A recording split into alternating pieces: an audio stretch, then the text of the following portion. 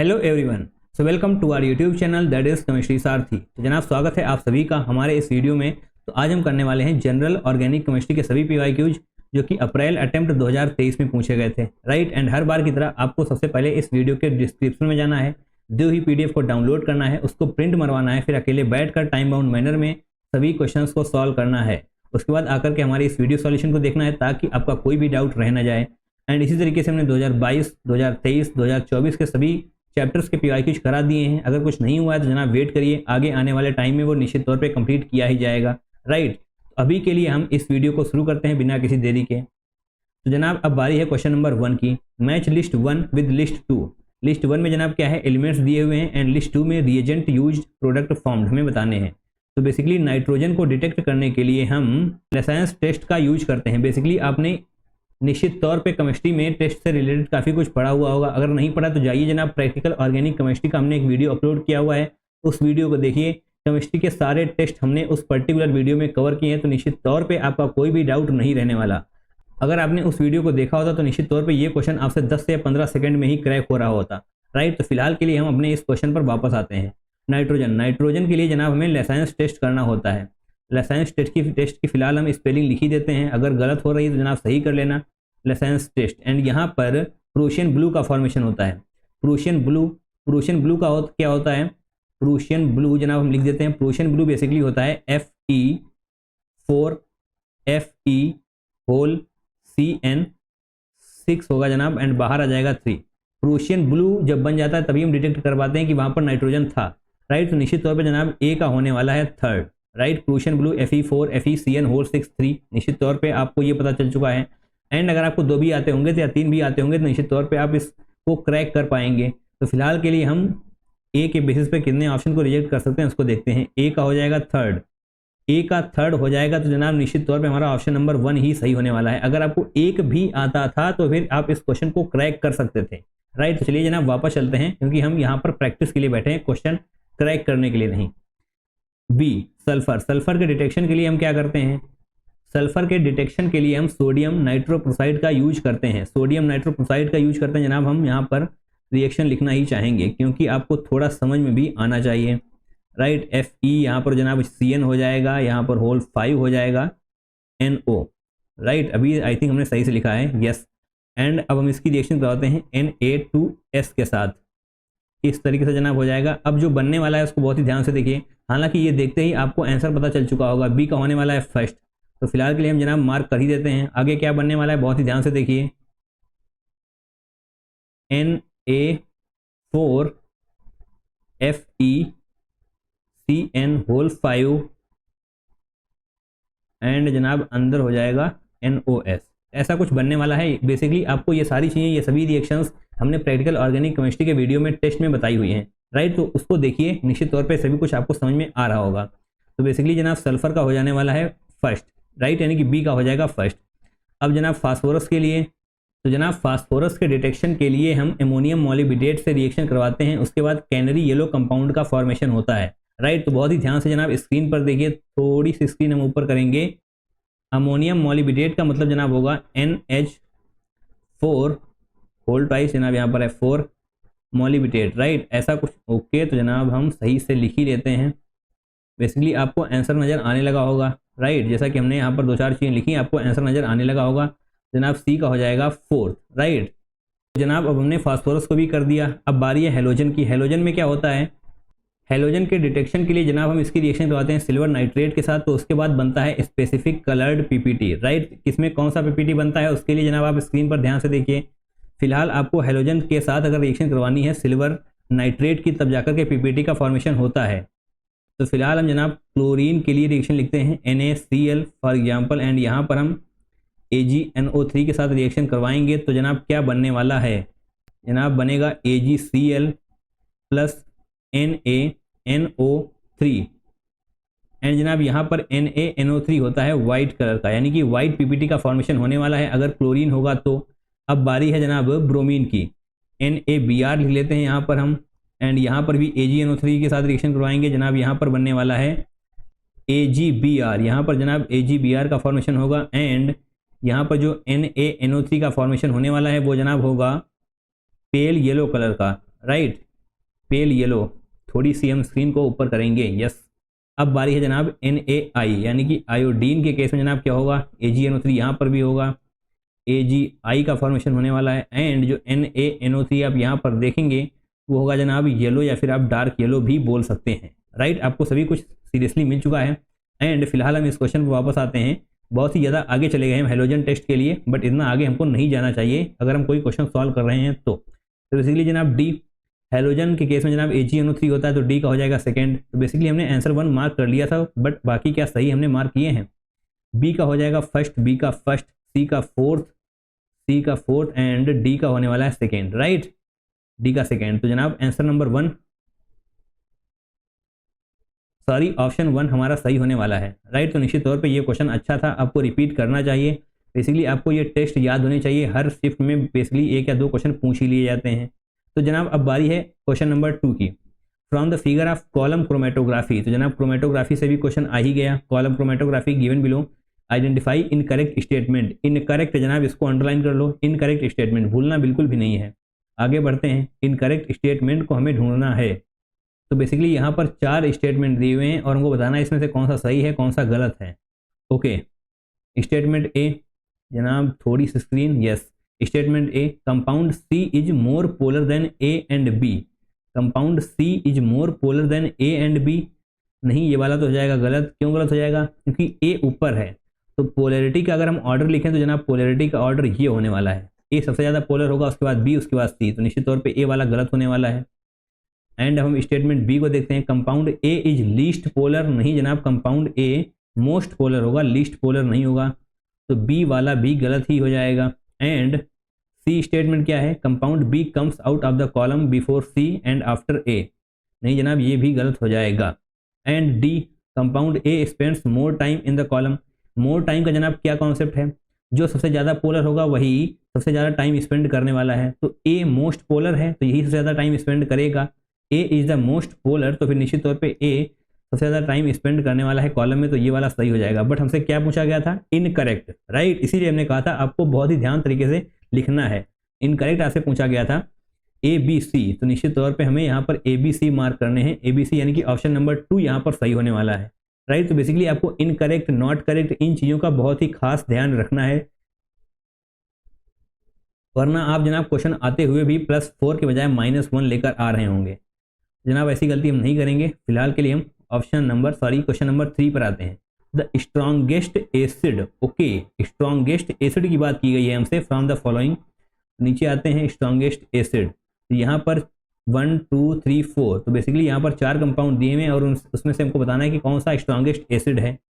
तो जनाब एसिड का कॉन्सेप्ट क्या होता है, स्ट्रॉन्गेस्ट एसिड, वीक एसिड हम कैसे पता करेंगे, जो जितनी जल्दी H+ दे देगा वो उतना ही ज़्यादा एसिडिक होगा। मार्क माई वर्ड्स, जो जितनी जल्दी H+ को डोनेट कर देगा वो उतना ही अच्छा एसिड होगा।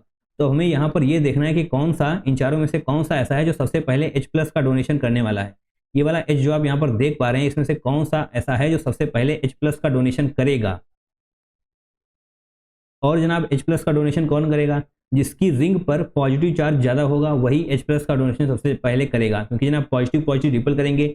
अगर यहाँ पर इलेक्ट्रॉन डेंसिटी कम होने लगेगी तो निश्चित तौर पे जनाब एसिडिटी बढ़ने लग जाएगी, क्योंकि अगर इलेक्ट्रॉन डेंसिटी कम हो रही है इसका मतलब यहाँ पर रिंग पर पॉजिटिव चार्ज बढ़ रहा है, तो निश्चित तौर पे H+ जल्दी से जल्दी बाहर जाना चाहेगा। जनाब ये हो गया हमारा कॉन्सेप्ट। अब हम वापस आते हैं अपने ऑप्शंस की तरफ। ऑप्शन नंबर हम 1 को देखेंगे। ऑप्शन नंबर 1 क्या है, NO2। NO2 जनाब कौन सा ग्रुप है, ये इलेक्ट्रॉन खींचने वाला ग्रुप है। ये बहुत तेजी से इलेक्ट्रॉन खींचेगा, बहुत तेजी से इलेक्ट्रॉन खींचेगा। इसका मतलब क्या होगा, यहाँ पर रिंग पर बहुत ज़्यादा पॉजिटिव चार्ज डेवलप होने वाला है। तो फिलहाल हम ऐसा मार्क कर देते हैं, NO2 बहुत ही ज़बरदस्त इलेक्ट्रॉन विड्रॉइंग ग्रुप है, तो जनाब यहाँ पर बहुत ज़्यादा पॉजिटिव जनरेट हो चुका है, राइट। अब हम बी वाले को देखते हैं, सॉरी सेकेंड यहाँ पर लिखा हुआ है तो सेकेंड ही बोलेंगे। सेकेंड जनाब ये है CH3। CH3 क्या करता है, CH3 जनाब इलेक्ट्रॉन डोनेटिंग ग्रुप है, तो ये तो और ज़्यादा इलेक्ट्रॉन देने वाला है। अगर इलेक्ट्रॉन दे रहा है तो निश्चित तौर पे ये और भी ज़्यादा स्टेबल हो जाएगा। तो एसिड जनाब स्ट्रॉन्गेस्ट नहीं, ये हो जाएगा वीक, राइट, क्योंकि जनाब हमें यहाँ पर स्टेबिलिटी कम करनी है। स्टेबिलिटी कम कैसे होगी, जितना ज़्यादा हम इलेक्ट्रॉन डेंसिटी यहाँ से खींचेंगे, बेंजीन रिंग से जितनी ज़्यादा इलेक्ट्रॉन डेंसिटी हम खींचेंगे उतनी ही जल्दी H+ यहाँ से डोनेट हो जाएगा। अब हम ऑप्शन नंबर 3 को देखते हैं। 3 में क्या है जनाब, यहाँ पर है क्लोरीन। क्लोरीन के केस में जनाब -I ग्रेटर देन +m होता है, सॉरी क्लोरीन ही नहीं पूरे हेलोजन के केस में -I ग्रेटर देन +m होता है। तो ये भी जनाब इलेक्ट्रॉन अपनी तरफ खींचने वाला है, यहाँ से इलेक्ट्रॉन बाहर निकालेगा, बाहर खींचेगा तो निश्चित तौर पे यहाँ पर कुछ ना कुछ पॉजिटिव कैरेक्टर तो डेवलप करेगा ही करेगा। अब हम लास्ट ऑप्शन को भी देख लेते हैं, दैट इज 4। यहाँ पर कोई भी +m -I ऐसा कुछ भी नहीं है, सिर्फ OH लिखा हुआ है, राइट। तो निश्चित तौर पे अब हम अपने ऑप्शन की तरफ जाएंगे एंड हम करेक्ट ऑर्डर ही लिख देते हैं।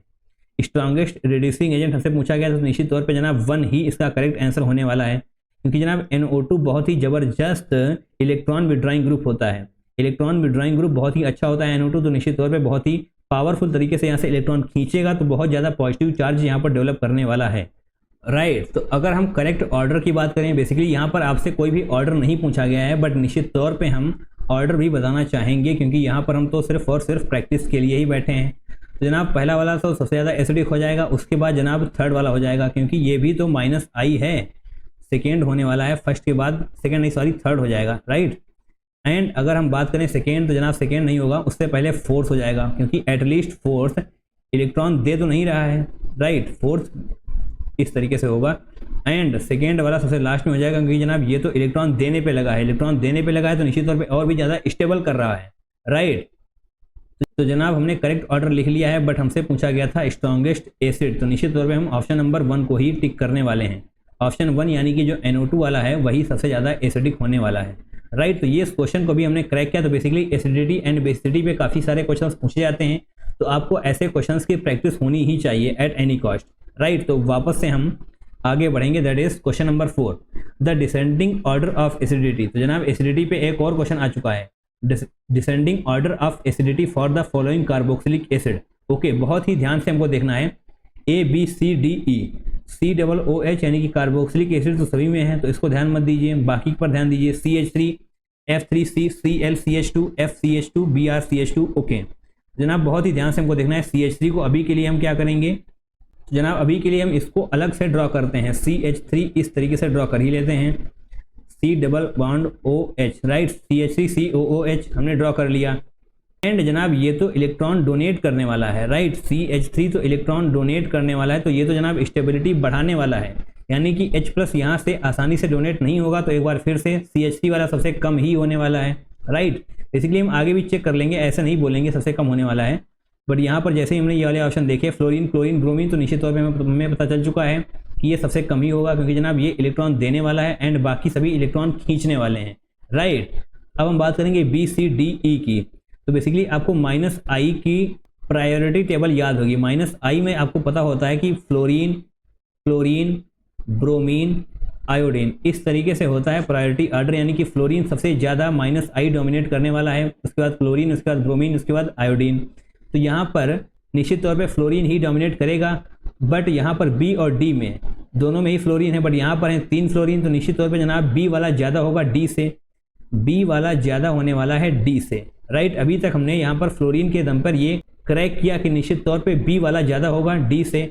अब बारी है जनाब क्लोरीन एंड ब्रोमीन की, तो निश्चित तौर पे क्लोरीन यानी कि C होगा, उसके बाद होगा E, क्योंकि आप इसके बेसिस पर ये सारी चीज़ें लिख सकते हैं बहुत ही आसानी से। अब बात करेंगे जनाब A की, A होने वाला है सबसे लास्ट में, क्योंकि ये तो जनाब इलेक्ट्रॉन दे रहा है, बाकी ये सभी इलेक्ट्रॉन खींचने वाले ग्रुप हैं। जनाब ये हो गया हमारा करेक्ट एसिडिटी का ऑर्डर, BDCEA, BDCEA, तो जनाब ऑप्शन नंबर 1 तो नहीं होगा, BDCEA, okay, BDCEA, yes, option number 3 हमारा सही होने वाला है। तो बेसिकली ये वाला क्वेश्चन तो बहुत ही आसान था, क्योंकि इसमें कुछ भी ऐसा टफ ग्रुप नहीं ऐड है, बहुत ही आसान ये क्वेश्चन हम बोलेंगे, पिछले क्वेश्चन से तो जनाब काफ़ी आसान था। अब बारी है क्वेश्चन नंबर 5 की, द करेक्ट IUPAC नोमेनक्लेचर। ये IUPAC नोमेनक्लेचर वाले क्वेश्चन जनाब आपसे हर हालत में होने ही चाहिए, फ्री फोकट के जनाब ये नंबर हम मानते हैं, तो निश्चित तौर पे इस क्वेश्चन को भी हम बहुत ही आसानी से क्रैक करेंगे। कैसे करेंगे, ध्यान से देखिए, ये जनाब हो जाएगा कीटोन का ग्रुप एंड ये तो है कार्बोक्सिलिक एसिड। तो आप सभी को बताया कि C डबल बॉन्ड OH की प्रेफरेंस सबसे ज़्यादा होती है, तो यहीं से हम नंबरिंग करेंगे 1 2 3 4 5 एंड 6, राइट, क्योंकि हमें लॉन्गेस्ट चेन सेलेक्ट करनी होती है, इसलिए हम यहाँ से इस तरफ जाएंगे, इस तरफ नहीं जाएंगे। 1 2 3 4 5 6, तो जनाब नंबरिंग कर लीजिए, ओके, नंबरिंग कर लीजिए, यानी कि 5, ओके, 2 मिथाइल, सबसे पहले हम 2 मिथाइल लिखेंगे, 2 मिथाइल एंड 5 ऑक्सो होने वाला है, 5 ऑक्सो 2 मिथाइल हेक्सेनोइक एसिड, राइट, ऐसा कुछ होगा। तो हम अपने ऑप्शंस को देखते हैं। 2 मिथाइल 5 ऑक्सो हेक्सेनोइक एसिड, तो यस, ऑप्शन नंबर 1 ही हमारा सही होने वाला है। ऑप्शन नंबर 2 क्या है? 2 फॉर्माइल। 2 फॉर्माइल नहीं जनाब, ये क्या बोल दिया आपने? 2 फॉर्माइल कैसे हो जाएगा? ओके, तो कुछ और ही गणित लगाई है, बट हमको उतनी कठिन गणित लगाने की जरूरत है नहीं, तो ऑप्शन नंबर 2 को ऐसे ही काट दीजिए। 5 methyl 2 oxo hexane 6 oic acid, 6 oic acid यहाँ पर भी था, तो निश्चित तौर पे यहाँ से इन्होंने नंबरिंग करी हुई है। बट यहाँ से जनाब नंबरिंग कैसे हो जाएगी? क्योंकि जनाब C डबल बॉन्ड OH का प्रेफरेंस ऑर्डर सबसे ज़्यादा होता है। 5 फॉर्माइल 2 मिथाइल हेक्सेनोइक एसिड, ये भी गलत हो जाएगा, ये भी गलत हो जाएगा, तो निश्चित तौर पे ऑप्शन नंबर 1 ही हमारा सही होने वाला है, राइट। तो बेसिकली IUPAC नोमेनक्लेचर का जितने भी क्वेश्चन आते हैं आपसे सभी क्वेश्चन सही होने चाहिए, क्योंकि जनाब ये फ्री फोकट के नंबर देने के लिए आते हैं।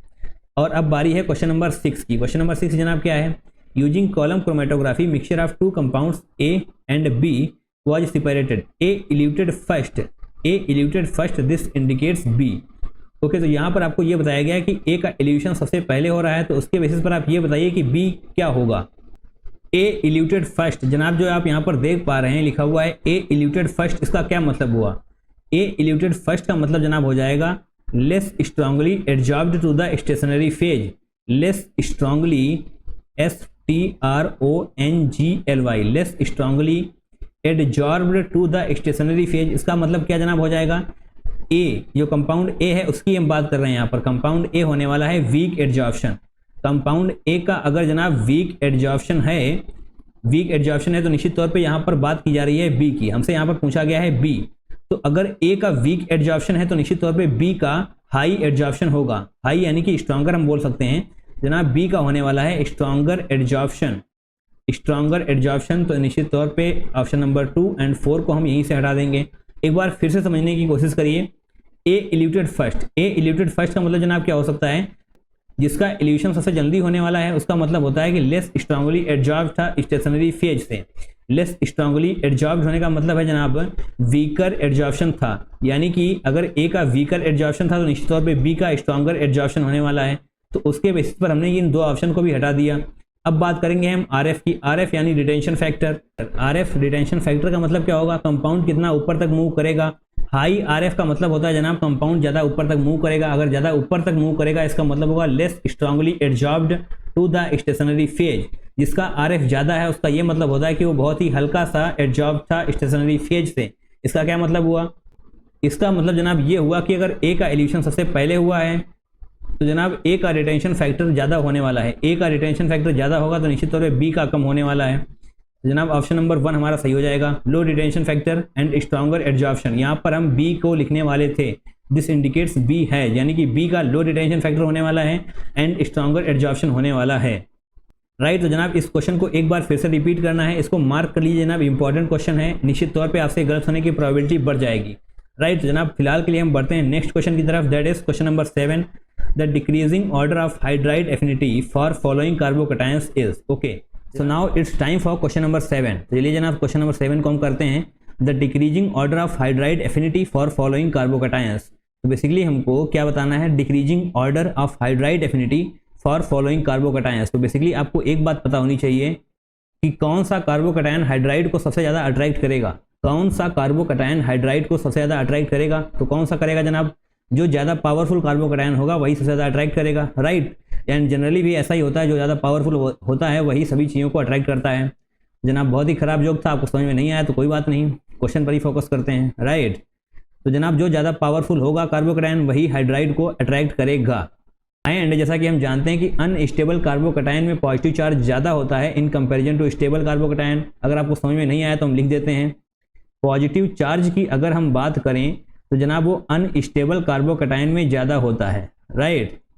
अनस्टेबल कार्बोकैटायन में पॉजिटिव चार्ज ज़्यादा होता है in comparison to stable carbocation. तो सीधी सी बात है, अगर जनाब हम स्टेबिलिटी का ऑर्डर लिखें और फिर हम उसको रिवर्स कर दें तो निश्चित तौर पे हमको हाइड्राइड एफिनिटी का ऑर्डर मिलने वाला है, राइट। अगर आपको समझ में नहीं आया तो वीडियो को दोबारा से देखिए, निश्चित तौर पे आपको समझ में आएगा जो कुछ भी हमने बोला है। तो बेसिकली इस क्वेश्चन को सॉल्व करने के लिए हमको कार्बोकैटायन की स्टेबिलिटी का ऑर्डर लिखना होगा, फिर हम उसको रिवर्स कर देंगे तो निश्चित तौर पे हमें हाइड्राइड एफिनिटी का ऑर्डर पता चल जाएगा जो हमसे इस पर्टिकुलर क्वेश्चन में पूछा गया है, राइट। तो बेसिकली अब हम अपने ऑप्शंस को देखेंगे। वन बाय वन सभी ऑप्शंस को देखेंगे कौन सा ज़्यादा स्टेबल होगा। तो चलिए जनाब ऑप्शन नंबर ए को देखते हैं। यहाँ पर क्या है, प्लस सिंगल डबल, तो बेसिकली यहाँ पर रेजो है एंड कंजुगेशन भी है। तो यहाँ पर क्या है, रेजोनेंस भी है एंड कंजुगेशन भी है। तो बेसिकली हमको ऑप्शन ए में ये दोनों मिले हैं। तो बेसिकली आगे बढ़ते हैं। अभी के लिए हम कोई भी ऑर्डर डायरेक्टली गेस नहीं करेंगे। जनाब हमको बी में क्या मिला है, C6H5 C6H5 C6H5 C6H5 का क्या मतलब है जनाब, benzene as a substituent, right. ये सारी चीज़ें आपको पता होंगी। बेंजीन एज अ सब्स्टिट्यूएंट को हम फिनाइल बोलते हैं या फिर C6H5 से भी हम डिनोट कर सकते हैं। तो बेसिकली यहाँ पर क्या है, यहाँ पर भी जनाब रेजोनेंस है बट बेंजीन की है, ये भी हमको लिख ही लेना चाहिए, right. And option number C की तरफ आते हैं। ऑप्शन नंबर सी में क्या है, CH3 जो यहाँ पर बेंजीन था वो अब CH3 में कन्वर्ट हो चुका है। तो यहाँ पर तो जनाब केवल और केवल हाइपर कंजुगेशन ही है, ओनली हाइपर कंजुगेशन, और नॉर्मल सा है, कोई बेंजीन वाला नहीं है, राइट। ऐसा ही लिख देते हैं एंड आगे बढ़ते हैं। नाउ डी वाला क्या है जनाब, ओहो यहाँ पर तो बेंट ऑर्बिटल्स हैं, राइट। बेंट ऑर्बिटल्स निश्चित तौर पे यही सबसे ज़्यादा स्टेबल होने वाला है। आपको ये बात पता होनी चाहिए कि अगर बेंट ऑर्बिटल्स आ चुके हैं तो निश्चित तौर पे सबसे ज़्यादा स्टेबल यही होगा। बेंट ऑर्बिटल्स हम लिख ही देते हैं। अब हमें स्टेबिलिटी का ऑर्डर, यहाँ पर हम स्टेबिलिटी का ऑर्डर लिख रहे हैं, हाइड्राइड एफिनिटी का ऑर्डर हम बाद में लिखेंगे, राइट। तो जनाब डी सबसे ज़्यादा स्टेबल होने वाला है। स्टेबिलिटी हम यहाँ पर लिख ही देते हैं वरना आप हो जाएंगे कन्फ्यूज। स्टेबिलिटी का ऑर्डर हम लिख रहे हैं तो निश्चित तौर पे डी सबसे ज़्यादा स्टेबल होने वाला है। अब हम ए, बी और सी की बात करेंगे, उसके लिए हमें स्क्रीन में ऊपर चलना होगा। तो निश्चित तौर पे अब आप ए, बी, सी को देखिए एंड देखिए कौन सा ज़्यादा स्टेबल होने वाला है। तो जनाब यहाँ पर क्या है, रेजोनेंस है, benzene, resonance, conjugation, only hyper conjugation, right. तो निश्चित तौर पे बेंजीन वाला रेजोनेंस ज़्यादा स्टेबल होगा in comparison to resonance and conjugation, and यहाँ पर तो सिर्फ हाइपर कंजुगेशन है, राइट। तो बी वाला ज़्यादा स्टेबल होगा in comparison to A and C. जनाब यहाँ पर बी लिख दीजिए। उसके बाद अब बारी है ए एंड सी में कौन सा ज़्यादा स्टेबल होगा, राइट। तो वापस आए हैं हम एंड यहाँ पर जनाब रेजो कंजुगेशन दोनों हैं, यहाँ पर सिर्फ और सिर्फ कंजुगेशन है, तो निश्चित तौर पे ए वाला ज़्यादा स्टेबल होगा एंड लास्ट में सी, राइट।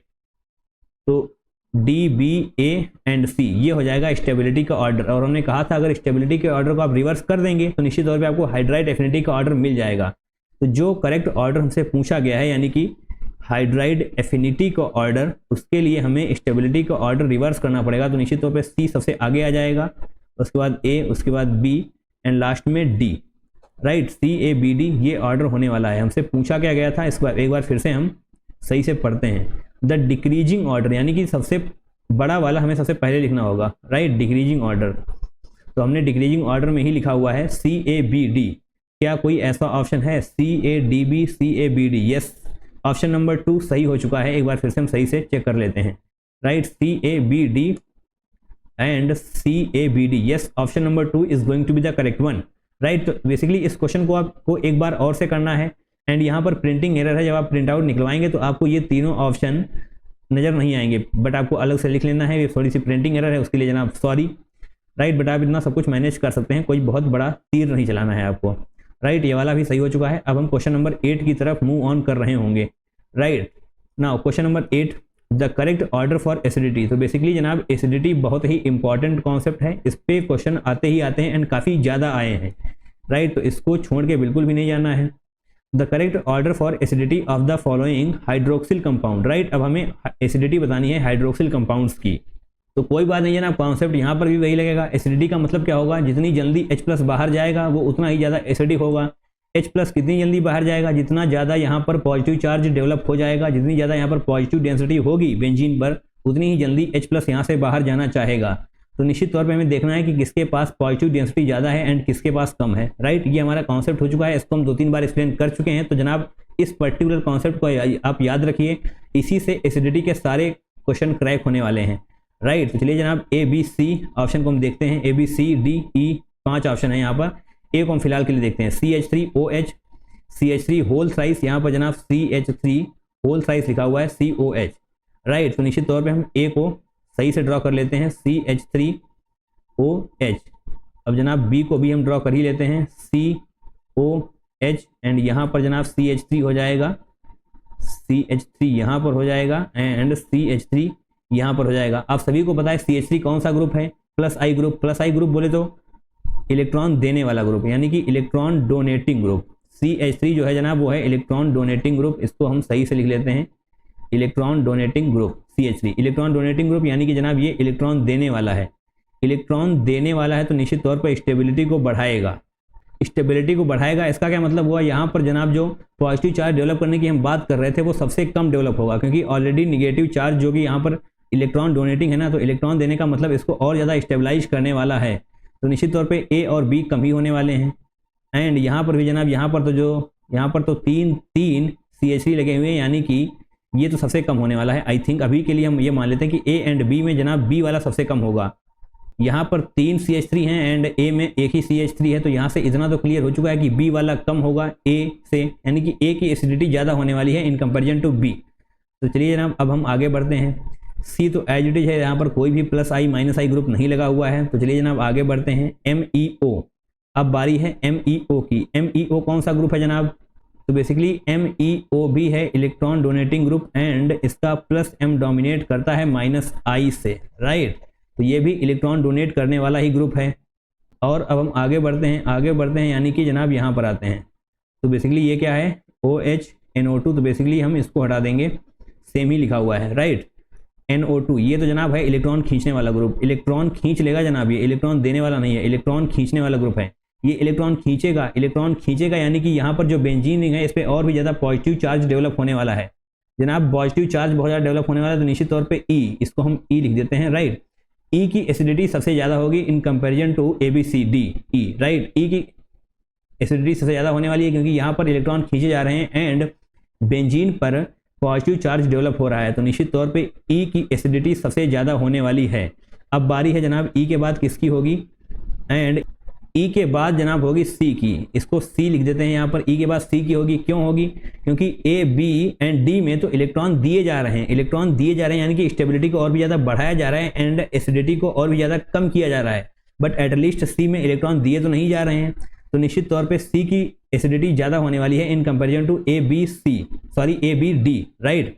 एंड हम ABD में क्या डिसाइड करेंगे, ABD में निश्चित तौर पर जनाब D यहाँ पर होने वाला है, राइट। यहाँ पर हम D लिखेंगे एंड A एंड B में तो हम पहले ही डिसाइड कर चुके हैं जनाब, A की एसिडिटी ज़्यादा होगी in comparison to B, right. तो ये हमारा करेक्ट ऑर्डर मिल चुका है, ECDAB, ओके, ECDAB। क्या कोई ऐसा है, ECDAB, यस, ऑप्शन नंबर 4 हमारा सही हो जाएगा, राइट। तो बेसिकली एसिडिटी के ऊपर आपने कई सारे क्वेश्चंस कर लिए हैं, आपको पूरा कॉन्सेप्ट क्लियर हो चुका है एंड अब आपको एसिडिटी से रिलेटेड कोई भी क्वेश्चन गलत नहीं करना है, राइट। एसिडिटी पे काफ़ी सारे क्वेश्चन पूछे जाते हैं, ये कोई पहला क्वेश्चन नहीं है जनाब। हमने अभी तक 8 क्वेश्चन किए हैं एंड 8 में से राइट आई थिंक 3 क्वेश्चन पूछे जा चुके हैं एसिडिटी के ऊपर। जनाब आप देख सकते हैं कि एसिडिटी का डोमिनेंस कितना ज़्यादा है। बेसिकली आपको इसका सभी कॉन्सेप्ट आने चाहिए, कोई भी गलती की गुंजाइश इस पर्टिकुलर क्वेश्चन में नहीं होनी चाहिए। इस क्वेश्चन को आप 1 से 2 बार रिपीट भी कर सकते हैं अगर आपका कोई कॉन्सेप्ट वीक है तो, right. Now moving on to the next question, that is question number 9। In Carius tube, an organic compound X is treated with sodium peroxide to form a mineral acid Y. The solution of BaCl2 is added to Y to form a precipitate Z. Z is used for the qualitative estimation of an extra element. Okay, X could be. तो basically ये बहुत ही अच्छा question है, इसको निश्चित तौर पे हमें 2 से 3 बार रिपीट करना होगा तभी जाकर हम समझ पाएंगे। पर जनाब अभी के लिए जैसे ही हमने ये क्वेश्चन को पढ़ा, यहाँ पर हमने पढ़ा Carius tube एंड पढ़ा BaCl2। Carius tube and BaCl2 पढ़ते ही आपको ये क्लियर हो जाना चाहिए कि जनाब ये सल्फर के टेस्ट के लिए है, राइट। सल्फर के टेस्ट के लिए, क्योंकि जनाब यहाँ पर Carius ट्यूब लिखा हुआ है एंड लिखा हुआ है BaCl2। इससे हमने ये क्रैक कर लिया कि ये जो है टेस्ट फॉर सल्फर है। और हमने केमिस्ट्री के सभी टेस्ट एक पर्टिकुलर वीडियो में बता रखे हैं। वीडियो है जनाब प्रैक्टिकल ऑर्गेनिक केमिस्ट्री का रिवीजन वीडियो है, उसमें हमने सारे टेस्ट बता रखे हैं, तो निश्चित तौर पर आपको उस वीडियो को देखना ही देखना है। केमिस्ट्री के सारे टेस्ट, होल ऑर्गेनिक केमिस्ट्री के जो टेस्ट हैं हमने एक वीडियो में समराइज करके रखे हुए हैं, तो आपको उसे देखना ही देखना है। काफ़ी इंपॉर्टेंट वीडियो है जनाब, उसको आप मिस नहीं कर सकते एट एनी कॉस्ट, राइट। तो फिलहाल के लिए हम इस वीडियो पर इस क्वेश्चन पर वापस आते हैं। तो बेसिकली हमने कहा Carius ट्यूब में भी जनाब 2 केस होते हैं, एक होता है हेलोजन एंड एक होता है सल्फर। तो बेसिकली हम यहाँ पर हेलोजन से रिलेटेड बात नहीं करेंगे, यहाँ पर हम सिर्फ और सिर्फ सल्फर से ही रिलेटेड बात करने वाले हैं। बेसिकली अगर आप जानना चाहते हैं तो यहाँ पर हम शॉर्ट में बता ही देते हैं हेलोजन के बारे में भी। हेलोजन के केस में जनाब क्या होता है, फॉर एग्जांपल यहाँ पर कोई हेलोजन है, हेलोजन कंटेनिंग ऑर्गेनिक कंपाउंड। तो बेसिकली यहाँ पर हम ऑर्गेनिक कंपाउंड लिखेंगे एंड इसकी रिएक्शन हम करवाते हैं फ्यूमिंग HNO3 के साथ, राइट, फ्यूमिंग HNO3 एंड हम साथ में AgNO3 भी ऐड करते हैं। तो बेसिकली ये वाला कॉन्सेप्ट इस पर्टिकुलर क्वेश्चन में नहीं यूज होगा, बट आपको हम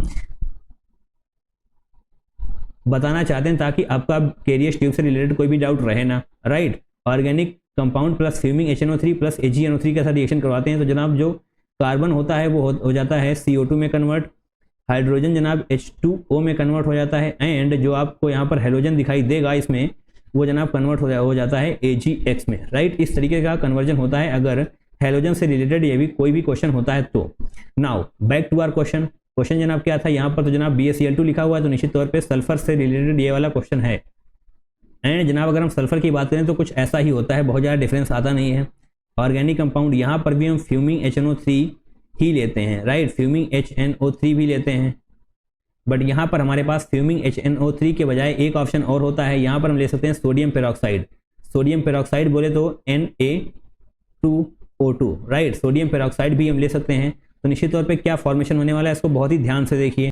जनाब यहाँ पर सल्फर कन्वर्ट हो जाने वाला है SO2 में, एंड उसके बाद जनाब फर्दर कन्वर्ट हो जाएगा H2SO4 में, राइट। H2SO4 एक मिनरल एसिड होता है।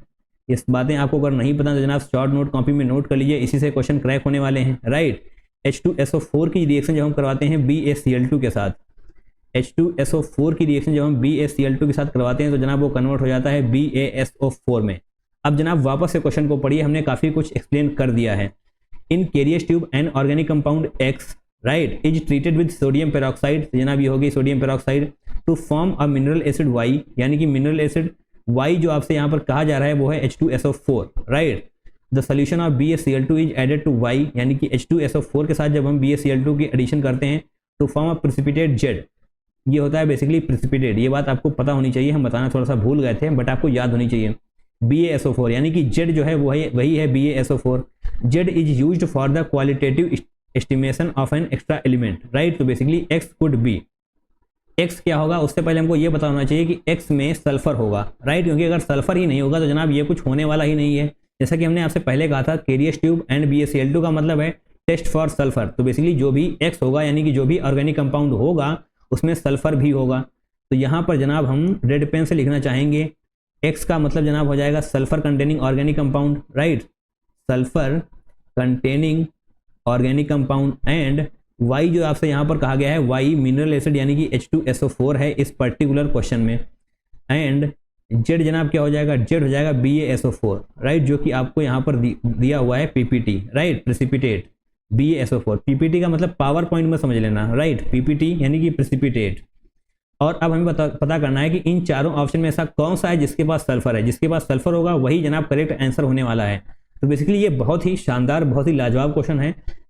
तो बेसिकली ऐसे क्वेश्चंस की प्रैक्टिस हमको 2 से 3 बार करनी चाहिए ताकि ऐसे क्वेश्चन एग्जाम में गलत ना हो सकें, right. Option number 1 cytosine, nucleotide, methionine, chloroxylenol, okay. तो जनाब ऑप्शन भी बड़े तगड़े हैं, पढ़ने में ही डर लग रहा है। बट जैसे ही हमने ये पढ़ा क्लोरोजाइलेनॉल, तो ये तो होता है जनाब एंटीसेप्टिक होता है ये क्लोरोजाइलेनॉल। एंटीसेप्टिक बोले तो एंटीसेप्टिक ये होता है, इसको आप याद कर लीजिए, हो सकता है आगे के एग्जाम्स में, आगे की शिफ्ट में आपसे ये कुछ पूछ लिया जाए, राइट। तो फिलहाल के लिए क्लोरोजाइलेनॉल का स्ट्रक्चर क्या होता है, स्ट्रक्चर से पहले आपको ये जान लीजिए जनाब, ये होती है chlorine substituted phenol, chlorine substituted phenol. तो बेसिकली जनाब क्लोरोजाइलेनॉल का स्ट्रक्चर ऐसा कुछ होता है, यहाँ पर जनाब हो जाएगी क्लोरीन एंड यहाँ पर CH3 होता है, यहाँ पर CH3 होता है।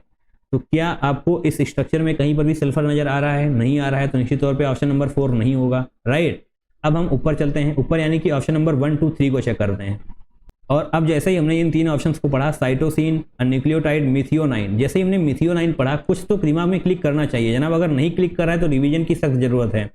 मिथियोनाइन बेसिकली हमारे पास एक चीज़ होती है, हमें को पता होता है कि हमारे पास जितने भी एमिनो एसिड होते हैं उसमें 3 ऐसे होते हैं जिनके पास सल्फर होता है, 3 एमिनो एसिड ऐसे होते हैं जिनके पास सल्फर होता है। 3 एमिनो एसिड ऐसे कौन कौन से होते हैं, तो जनाब उसी में से एक होता है मिथियोनाइन। मिथियोनाइन आप जो भी इसको प्रोनाउंस करना चाहें, इसको बेसिकली हम मिथियोनाइन ऐसे ही लिखते हैं। 3 एमिनो एसिड हमारे पास होते हैं जिनके पास सल्फर होता है, उसमें से एक होता है मिथियोनाइन, एंड जनाब क्या होता है सिस्टीन एंड सिस्टाइन, ऐसा कुछ होता है, राइट। बेसिकली हम यहाँ पर आपको स्पेलिंग ही लिख देते हैं, आप इसको याद कर लीजिएगा, cysteine and cystine, right, TINE। तो ये 3 एमिनो एसिड ऐसे होते हैं जिनके पास सल्फर होता है, जिनके स्ट्रक्चर में आपको सल्फर देखने को मिल जाएगा, राइट। तो हमसे यहाँ पर ये वाला ऑप्शन सही हो जाएगा क्योंकि यही जनाब ऐसा है, मिथियोनाइन ऐसा है जिसके पास सल्फर है, राइट। तो निश्चित तौर पे ऑप्शन नंबर 3 हमारा सही होने वाला है। साइटोसिन एंड न्यूक्लियोटाइड ये सही नहीं होंगे। एंड जनाब ये वाला क्वेश्चन बहुत ही शानदार था, इसको निश्चित तौर पे आपको 2 से 3 बार रिपीट करना ही करना है, वरना आप फंस जाएंगे। एंड जैसा कि हमने आपसे कहा कि टेस्ट से रिलेटेड हमने एक वीडियो बना रखा है, प्रैक्टिकल ऑर्गेनिक केमिस्ट्री, तो निश्चित तौर पे आपको जाकर के उस वीडियो को देखना ही देखना है, आपका कोई भी डाउट नहीं रहने वाला, राइट। तो वापस से हम अपने क्वेश्चन पर वापस आते हैं। And now it's time for question number 10। तो जनाब क्वेश्चन नंबर 10 तो हम तब सॉल्व करेंगे जब हमारे पास स्पेस होगा। तो बेसिकली थोड़ा सा हम रफ कर लेते हैं ताकि हमें क्वेश्चन नंबर 10 समझ में आए कि यहाँ पर क्या लिखा हुआ है, राइट। क्वेश्चन नंबर 10 का आप स्ट्रक्चर देखिए। यस दैट्स इट जनाब, ये हमने देखा, ये देखा, कुछ समझ में नहीं आया, ये देखा, कुछ समझ में नहीं आया। नीचे आते हैं, क्या लिखा हुआ है, where NU equal to N nucleophile, okay. Find out the correct statement from the options given below, okay. Reaction 1 is of second order first order. तो बेसिकली हमको बताना है कि जो 2 रिएक्शन यहाँ पर दी हुई हैं इसमें से कौन सी रिएक्शन फर्स्ट ऑर्डर की है एंड कौन सी रिएक्शन सेकेंड ऑर्डर की है, या फिर दोनों फर्स्ट ऑर्डर दोनों सेकेंड ऑर्डर की हैं, राइट। तो बेसिकली ये क्वेश्चन जनाब बहुत ही आसान हम मानेंगे, क्योंकि ये क्वेश्चन तो जनाब halo alkane hello arene chapter पढ़ने के टाइम पर आप पहली क्लास में ही कर लेते हैं। SN1 एंड SN2 रिएक्शन का कॉन्सेप्ट क्या होता है, बेसिकली आपको ये बात पता होनी चाहिए। SN2 कैसे होती है, SN2 जनाब होती है, सॉरी SN1 होती है कार्बोकैटायन मैकेनिज्म के थ्रू, एंड SN2 जनाब होती है ट्रांजिशन के थ्रू, राइट। ट्रांजिशन हम पूरा ही लिख देते हैं। तो जनाब ये हो गया transition. Basically SN2 reaction takes place via transition state and SN1 reaction takes place through carbocation formation, right. तो बेसिकली आपको ये चीज़ें पता होनी चाहिए कि SN1 रिएक्शन में कार्बोकैटायन होता है, एंड आपको एक बात और पता होनी चाहिए कि SN1 यानी कि इस रिएक्शन की स्टेबिलिटी कार्बोकैटायन के फॉर्मेशन की स्पीड पर डिपेंड करती है, राइट। SN1 रिएक्शन की स्टेबिलिटी कार्बोकैटायन फॉर्मेशन की स्पीड पर डिपेंड करती है। एंड जनाब कार्बोकैटायन फॉर्मेशन की वजह से SN1 रिएक्शन को इलेक्ट्रॉन डोनेटिंग ग्रुप सपोर्ट करते हैं। क्यों करते हैं, क्योंकि जनाब इलेक्ट्रॉन डोनेटिंग ग्रुप कार्बोकैटायन को स्टेबल कर रहे होंगे, राइट। एंड SN2 में यानी कि जहाँ पर ट्रांजिशन का फॉर्मेशन होता है वहाँ पर इलेक्ट्रॉन विड्राइंग ग्रुप सपोर्ट करते हैं SN2 रिएक्शन को, क्योंकि जनाब ट्रांजिशन स्टेट की स्टेबिलिटी बढ़ रही होगी। बस जनाब हो गया हमारा कॉन्सेप्ट कंप्लीट। अब हम वापस से ऑप्शंस की तरफ आएंगे। जैसे ही हम ऑप्शन की तरफ वापस आए, यहाँ पर हमको MEO लिखा हुआ मिला एंड यहाँ पर हमको NO2 लिखा हुआ मिला। एंड हम सभी जानते हैं MEO इसका प्लस M डोमिनेट करता है -I से, राइट। प्लस M यानी कि जनाब ये हो जाएगी SN1 रिएक्शन। क्यों हो जाएगी, क्योंकि अभी अभी हमने कहा इलेक्ट्रॉन डोनेटिंग ग्रुप, निश्चित तौर पे जनाब plus M electron donating group है, राइट। एंड NO2 की अगर हम बात करें तो इसका तो जनाब -M डोमिनेट करता है, राइट। एंड ये बहुत ही पावरफुल इलेक्ट्रॉन विड्राइंग ग्रुप होता है, जैसा कि हम सभी जानते हैं। जनाब ये निश्चित तौर पे SN2 रिएक्शन होने वाली है, राइट। आपका कॉन्सेप्ट यहाँ से क्लियर हो चुका था एंड आपने ऑप्शंस की तरफ देखा तो निश्चित तौर पे आपने 5 से 6 सेकंड में इस क्वेश्चन को क्रैक कर दिया। जनाब पहली रिएक्शन है SN1 एंड दूसरी रिएक्शन है SN2, राइट। तो वापस जनाब आते हैं अपने ऑप्शंस की तरफ, SN1 SN2, yes. Option number 3 हमारा सही हो जाएगा।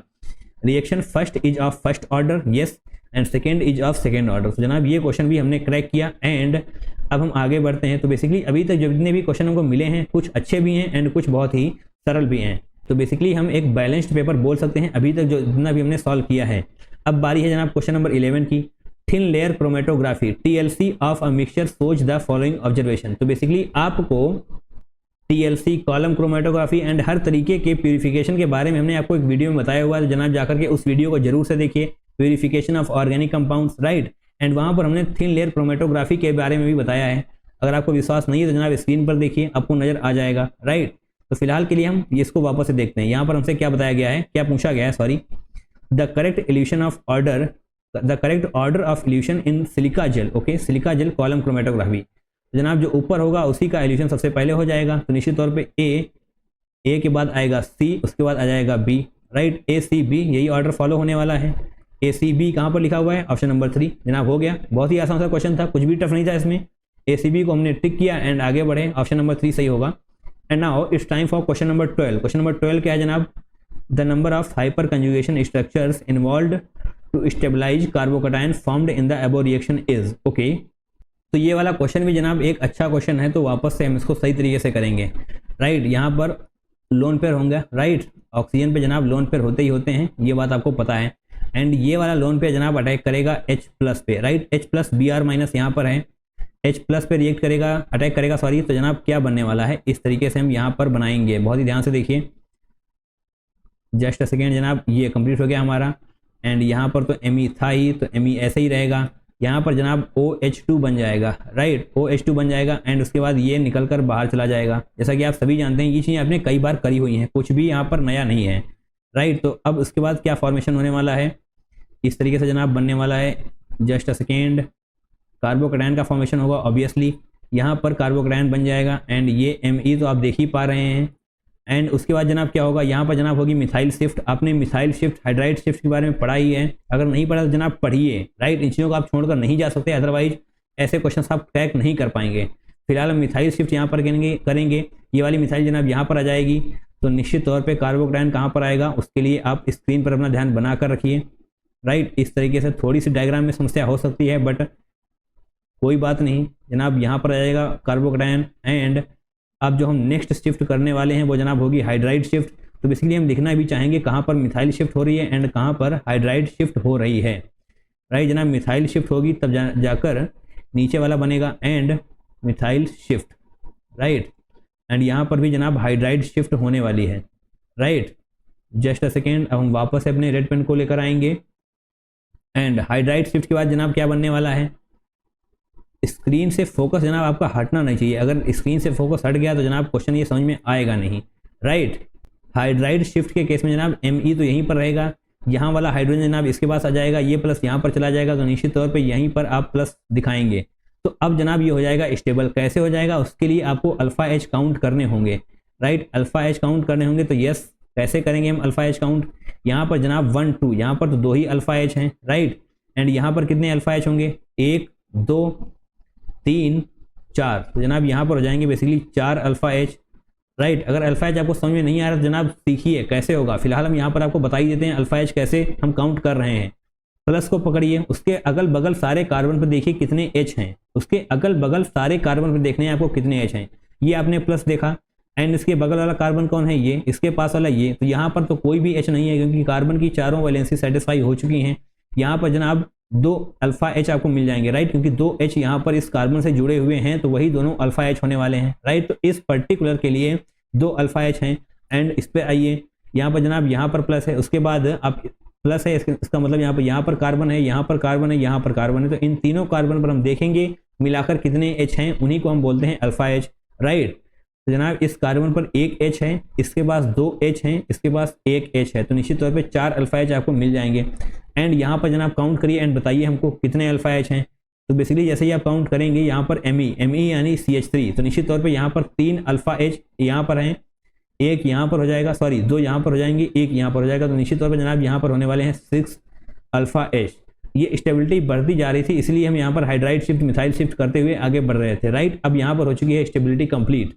स्टेबिलिटी कंप्लीट यानी कि यहाँ से अब और ज़्यादा हम स्टेबल फॉर्म नहीं कर सकते, निश्चित तौर पे ये सबसे ज़्यादा स्टेबल होगा।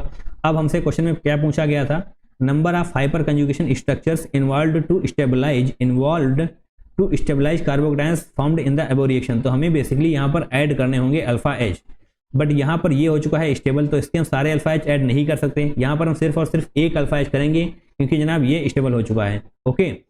इसके 2 अल्फा H हम ऐड करेंगे, इसके 4, इसका 1, तो निश्चित तौर पे 1 + 2 + 4 कितना होता है, 1 + 2 + 4 कितना होता है, ये होता है जनाब 7। यही हमसे यहाँ पर पूछा गया था, तो जनाब इस क्वेश्चन का करेक्ट आंसर है 7, राइट। 7 हमें बेसिकली लिखना था जो भी आपको खाली जगह दिया गया था। एक बार फिर से वापस से इस क्वेश्चन को देखिए, आपको ये समझ में आना चाहिए कि इसके 6 अल्फा H हम ऐड नहीं करेंगे। क्यों नहीं करेंगे, क्योंकि जनाब ये हो चुका है स्टेबल एंड स्टेबल होने की कंडीशन में हम सिर्फ और सिर्फ 1 ही अल्फा H काउंट करेंगे, राइट। एंड यहाँ पर मिथाइल शिफ्ट हमने किया, उसके बाद हमने हाइड्राइड शिफ्ट किया, तो इस तरीके से आगे फॉर्मेशन करते जाएंगे। तो बेसिकली इस क्वेश्चन को भी आपको 1 से 2 बार रिपीट करना ही पड़ेगा, तब जाकर आप इस क्वेश्चन को समझ पाएंगे। तो बेसिकली हम आगे बढ़ते हैं। नाउ क्वेश्चन नंबर 13, ये क्वेश्चन जनाब 11 अप्रैल शिफ्ट 2 में पूछा गया था, 2023 के हम क्वेश्चन कर रहे हैं obviously. Now compound from the following that will not produce precipitate on reaction with AgNO3। ऐसा कौन सा होगा जो हम अगर हम इसकी रिएक्शन AgNO3 के साथ करवाएं तो फिर प्रिसिपिटेट का प्रोडक्शन ना हो। प्रिसिपिटेट प्रोडक्शन तभी नहीं होगा अगर रिएक्शन कंप्लीट नहीं होगी, राइट। एंड जनाब रिएक्शन कब कंप्लीट नहीं होगी, इसके लिए आप इसको देखिए बहुत ही ध्यान से। अगर हमारे पास RX होता है, उसकी रिएक्शन हम AgNO3 के साथ करवाते हैं तो क्या होता है, जो AgNO3 आप यहाँ पर देख पा रहे हैं, राइट। तो जनाब जो बनने वाला है उसको बहुत ही ध्यान से देखिए, RNO3 बन जाएगा, RNO3 बन जाएगा एंड AgX बनता है एंड यही तो होता है प्रेसिपिटेट, राइट। जैसा कि आप आज तक पढ़ते हैं AgCl, AgBr, AgI, यही तो प्रेसिपिटेट होता है। तो जनाब AgX यही PPT होता है। PPT का मतलब जनाब पावर पॉइंट नहीं है, प्रेसिपिटेट ही है, राइट। तो बेसिकली हम यहाँ पर वापस से आएंगे, इसको ऑप्शंस को देखेंगे।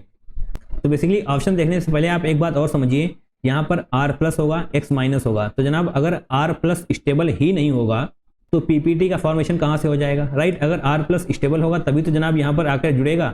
अगर R+ स्टेबल ही नहीं है तो जनाब PPT का फॉर्मेशन नहीं होने वाला। तो जनाब हमारा कॉन्सेप्ट क्लियर हो चुका है। क्या क्लियर हो चुका है? अगर R+ स्टेबल है तभी PPT का फॉर्मेशन होगा, right. PPT will form only if R+ is stable. इस लाइन को जनाब आप नोट कर लीजिए। अगर आप चाहते हैं तो हम लिख ही देते हैं, R+ अगर स्टेबल है तभी हम प्रेसिपिटेट का फॉर्मेशन कर पाएंगे। R+ stable, then only PPT is possible, then only PPT is possible, right. अगर आप इन चीज़ों को लिख लेंगे शॉर्ट नोट्स कॉपी में तो निश्चित तौर पे आपका बहुत ही ज़्यादा भला होने वाला है, राइट। तो वापस से हम ऑप्शंस को देखते हैं एंड यहाँ पर हम X यानी कि Br हटाएंगे। अब देखेंगे जो कार्बोकैटायन बन रहा है वो स्टेबल है या फिर नहीं।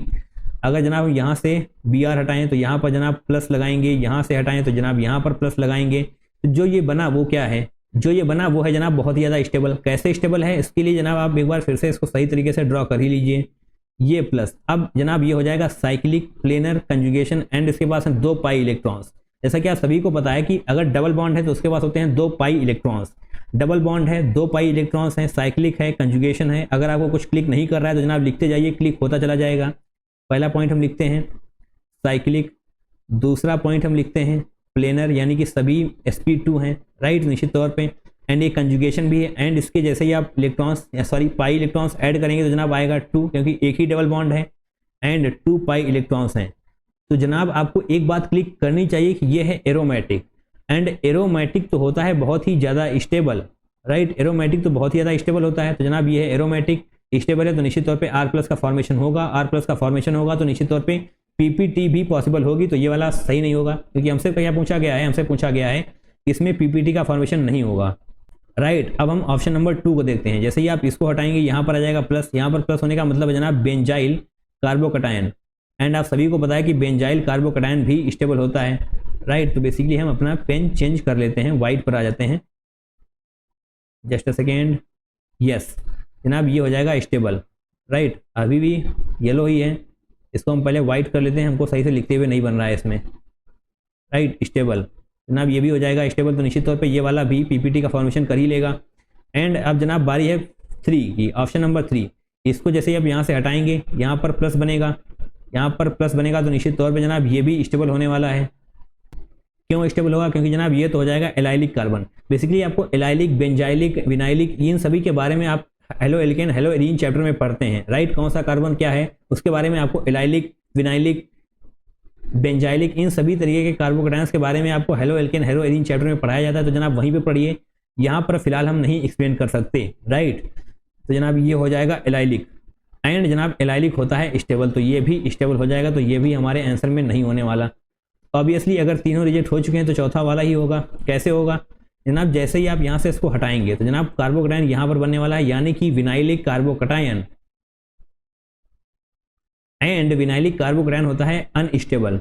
जनाब यहाँ पर बनने वाला है विनाइलिक कार्बोकैटायन यानी कि अनस्टेबल। यस यही तो हमको चाहिए था। अगर R+ अनस्टेबल है तो PPT का फॉर्मेशन कहाँ से होगा? तो जनाब यही हमारा ऑप्शन सही हो जाएगा, राइट। वापस से हम थोड़ा सा समराइज करना चाहेंगे इस पर्टिकुलर क्वेश्चन को। Compound from the following that will not produce precipitate on reaction with AgNO3। ऐसा कौन सा कंपाउंड है जो AgNO3 के साथ रिएक्शन पर प्रेसिपिटेट प्रोड्यूस नहीं करेगा? जनाब वही नहीं करेगा जिसका R+ स्टेबल नहीं होगा। Stable R+, then only PPT is possible. अगर R+ स्टेबल नहीं है तो PPT का फॉर्मेशन नहीं होने वाला। तो निश्चित तौर पे यहाँ पर हम सभी से ब्रोमीन हटाएंगे एंड देखेंगे कौन सा कार्बोकैटायन स्टेबल नहीं होगा।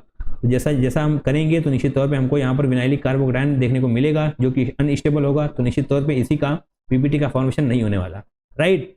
इस क्वेश्चन को भी हमने क्रैक किया। Now it's time for question number 14, right. Question number 14 की जनाब बारी है। The number of possible isomeric products formed when 3-chloro-1-butene reacts with HCl through carbocation formation is, okay। सबसे पहले तो हम इसका स्ट्रक्चर बनाएंगे 3-chloro-1-butene, ओके। ब्यूटीन है तो निश्चित रूप से जनाब 4 कार्बन हम ड्रॉ करेंगे। सबसे पहले आप H ऐड कर लीजिएगा, उसको हम नहीं दिखाने वाले, राइट। अगर आप एक्सपेक्ट कर रहे हैं हमसे कि हम CH3 CH2 लिखें तो जनाब भूल जाइए, हम नहीं लिखने वाले।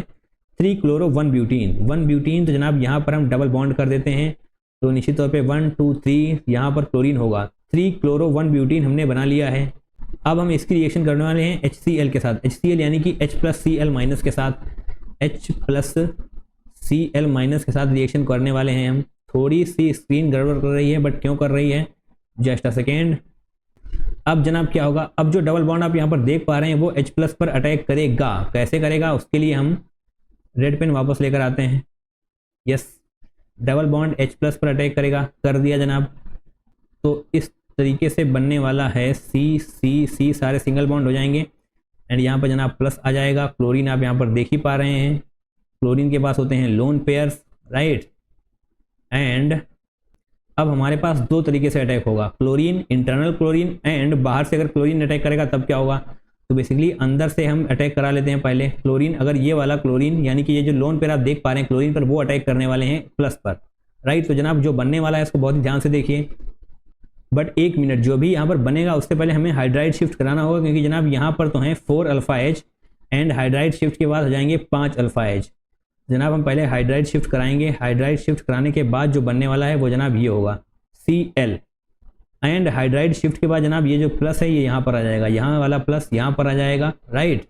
तो निश्चित तौर पे यहाँ पर हो जाएंगे अब 5 अल्फा H एंड यहाँ पर थे 4 अल्फा H, ओके।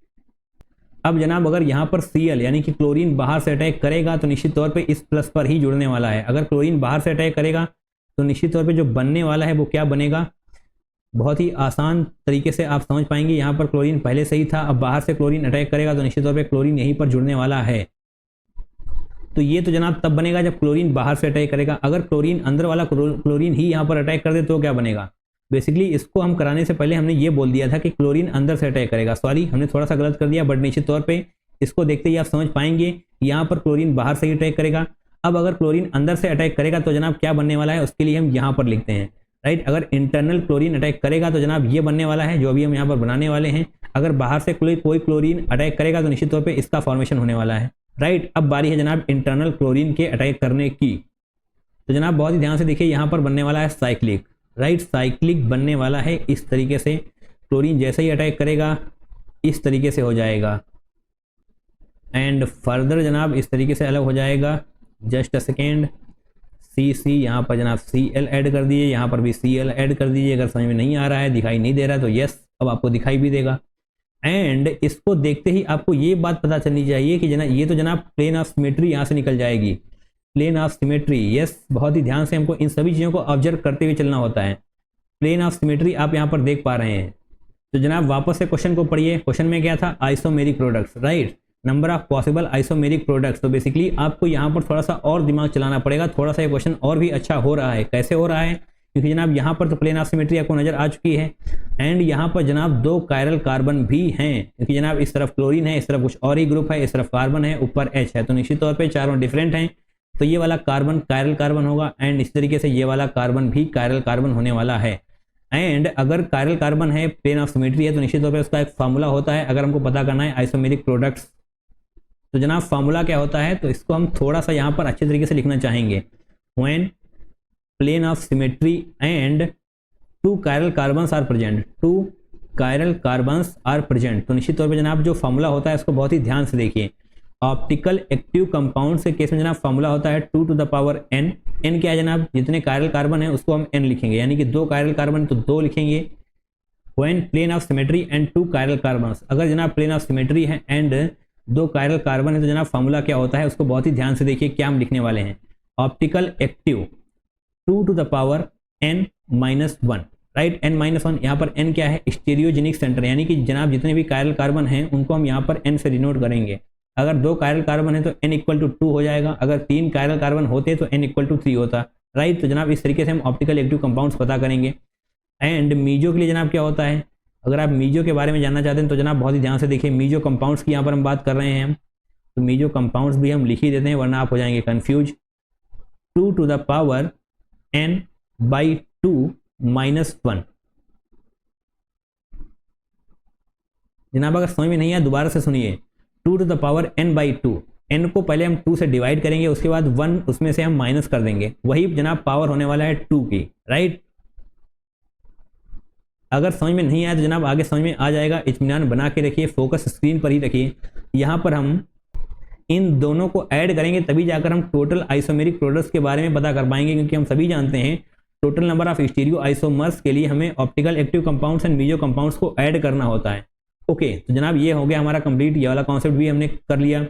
एंड अब हम ऑप्टिकल एक्टिव कंपाउंड्स को कैलकुलेट करते हैं। अभी तुमने सिर्फ जनरल फॉर्मूला लिखा है 2 to the power n-1, n क्या होगा जनाब 2 होगा, क्योंकि जनाब हमारे पास 2 कायरल कार्बन है, तो 2 to the power जनाब 2-1 निश्चित तौर पे इसकी पावर 1 होने वाला है, तो जनाब ऑप्टिकल एक्टिव कंपाउंड्स 2 होने वाले हैं, राइट। यहाँ पर हम इस तरीके से लिखते हैं। तो ऑप्टिकल एक्टिव हमने कैलकुलेट कर लिए, अब बारी है मीजो कंपाउंड की। तो बेसिकली हम मीजो कंपाउंड्स को भी कैलकुलेट करेंगे। कैसे करेंगे उसके लिए आपको बहुत ही ज़्यादा फोकस बना के रखना है स्क्रीन पर, क्योंकि जनाब इसका फॉर्मूला कैसे यूज करना है उसको बहुत ही ध्यान से देखिए। 2 to the power n/2 - 1, right.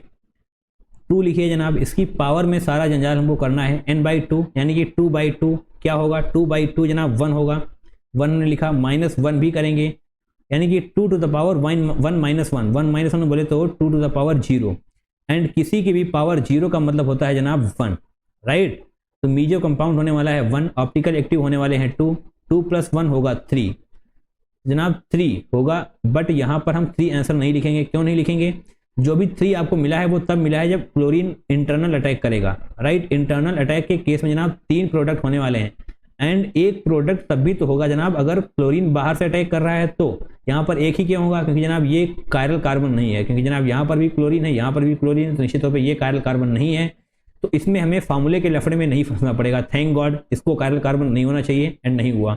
Now 1 यहाँ पर हो गया एंड 3 नीचे है, तो 3 + 1 जनाब हो जाएगा 4, यहाँ पर हमको लिखना था 4, राइट। तो निश्चित तौर पे जनाब ये बहुत ही अच्छा क्वेश्चन था, बहुत ही शानदार क्वेश्चन था, काफ़ी सारे कॉन्सेप्ट्स यहाँ पर यूज हुए हैं, एंड थोड़ी सी भी गलती आपको +4 के बजाय -1 तक लेकर जा सकती है। तो प्लेन ऑफ सिमेट्री को भी देखना था, उसके बाद हमको ये दोनों फॉर्मूले भी आने चाहिए, कैसे यूज करते हैं वो भी आने चाहिए, तब जाकर हम इस क्वेश्चन को सही तरीके से कर पाएंगे। तो निश्चित तौर पर जनाब इस क्वेश्चन को 2 से 3 बार करना ही है, इन रिएक्शन को भी समझना है ताकि आपसे ऐसी कोई भी गलती आगे ना हो। ये क्वेश्चन बहुत ही शानदार था, तो निश्चित तौर पर हम आगे बढ़ेंगे। अब बढ़ेंगे हम क्वेश्चन नंबर 15 की तरफ। क्वेश्चन नंबर 15 क्या है? Correct statement for the given reaction. तो जनाब ये है हमारे पास रिएक्शन, एंड थोड़े से हमसे यहाँ पर स्टेटमेंट दिए हुए हैं, एंड हमसे पूछा गया है कौन सा स्टेटमेंट सही है, राइट। सही पूछा गया है, यस, यहाँ पर करेक्ट लिखा हुआ है। तो बेसिकली हम इसको थोड़ा सा रफ कर लेते हैं ताकि आपको समझने में थोड़ी सी आसानी रहे, ओके। एंड यस, इतना रफ करने से आपको सारा कुछ समझ में आ जाएगा जो भी यहाँ पर लिखा हुआ है। नाउ ये ए है जनाब, ये ए लिखा हुआ है, एंड इसकी रिएक्शन जो हम OH-2 इक्विवेलेंट तो बी बनने वाला है। तो जनाब बी क्या होगा, जो यहाँ पर आप बी लिखा हुआ देख रहे हैं वो क्या होगा, उसके लिए आप अपना फोकस स्क्रीन पर रखिए, एंड जो बी बनने वाला है उसको हम यहीं पर बनाना चाहेंगे जनाब। ये हो जाएगा O, यहाँ पर भी O इसी तरीके से लगा हुआ मिलेगा जिस तरीके से यहाँ पर आप देख पा रहे हैं, एंड डबल बॉन्ड को एज इट इज रखिए, यस। एंड यहाँ पर जनाब हो जाएगा O-, यहाँ पर भी हो जाएगा O-, राइट, करेक्ट। जनाब ये होने वाला है बी जो आप यहाँ पर लिखा हुआ देख रहे थे। वापस से जब जनाब हम स्टेटमेंट को पढ़ेंगे, statement A, compound B is aromatic. B वाला क्या है? The completion of azo reaction is very slow, A shows tautomerism, okay. तो बेसिकली हमसे कहा गया है कंपाउंड बी इज एरोमेटिक। क्या कंपाउंड बी एरोमेटिक है? तो जनाब देखिए साइक्लिक है, निश्चित तौर पे प्लेनर है, एंड sp2 भी हैं सारे। तो निश्चित तौर पे जनाब ये हो जाएगा प्लेनर साइक्लिक कंजुगेशन। तो निश्चित तौर पे क्या एरोमेटिक होगा, उसके लिए हम यहाँ पर पहले साइक्लिक लिखते हैं। साइक्लिक है जनाब, प्लेनर भी है, ओके। तो जनाब ये हो जाएगा प्लेनर एंड कंजुगेशन भी है, राइट। तो निश्चित तौर पे अब हम देखना होगा कि एरोमेटिक के लिए हमको 4n+2 पाई इलेक्ट्रॉन्स चाहिए होते हैं हमको बेसिकली एरोमेटिक कंडीशन को सेटिस्फाई करने के लिए। तो यहाँ पर तो जनाब 2 पाई इलेक्ट्रॉन्स हैं, एक डबल बॉन्ड का मतलब होता है 2 पाई इलेक्ट्रॉन्स। तो जनाब यहाँ पर 2 पाई इलेक्ट्रॉन्स हैं, तो निश्चित तौर पे जनाब ये एरोमेटिक ही होने वाला है, राइट, एरोमेटिक होगा। एंड हमसे यही तो कहा गया था, यानी कि स्टेटमेंट ए सही होने वाला है। Compound B is aromatic, hell yes, yes जनाब कंपाउंड बी एरोमेटिक है। तो निश्चित तौर पे स्टेटमेंट ए सही होने वाला है। स्टेटमेंट बी क्या है? द कंप्लीशन ऑफ एबो reaction is very slow. Reaction slow होगी या फास्ट, ये जनाब हम बताते हैं स्टेबिलिटी से।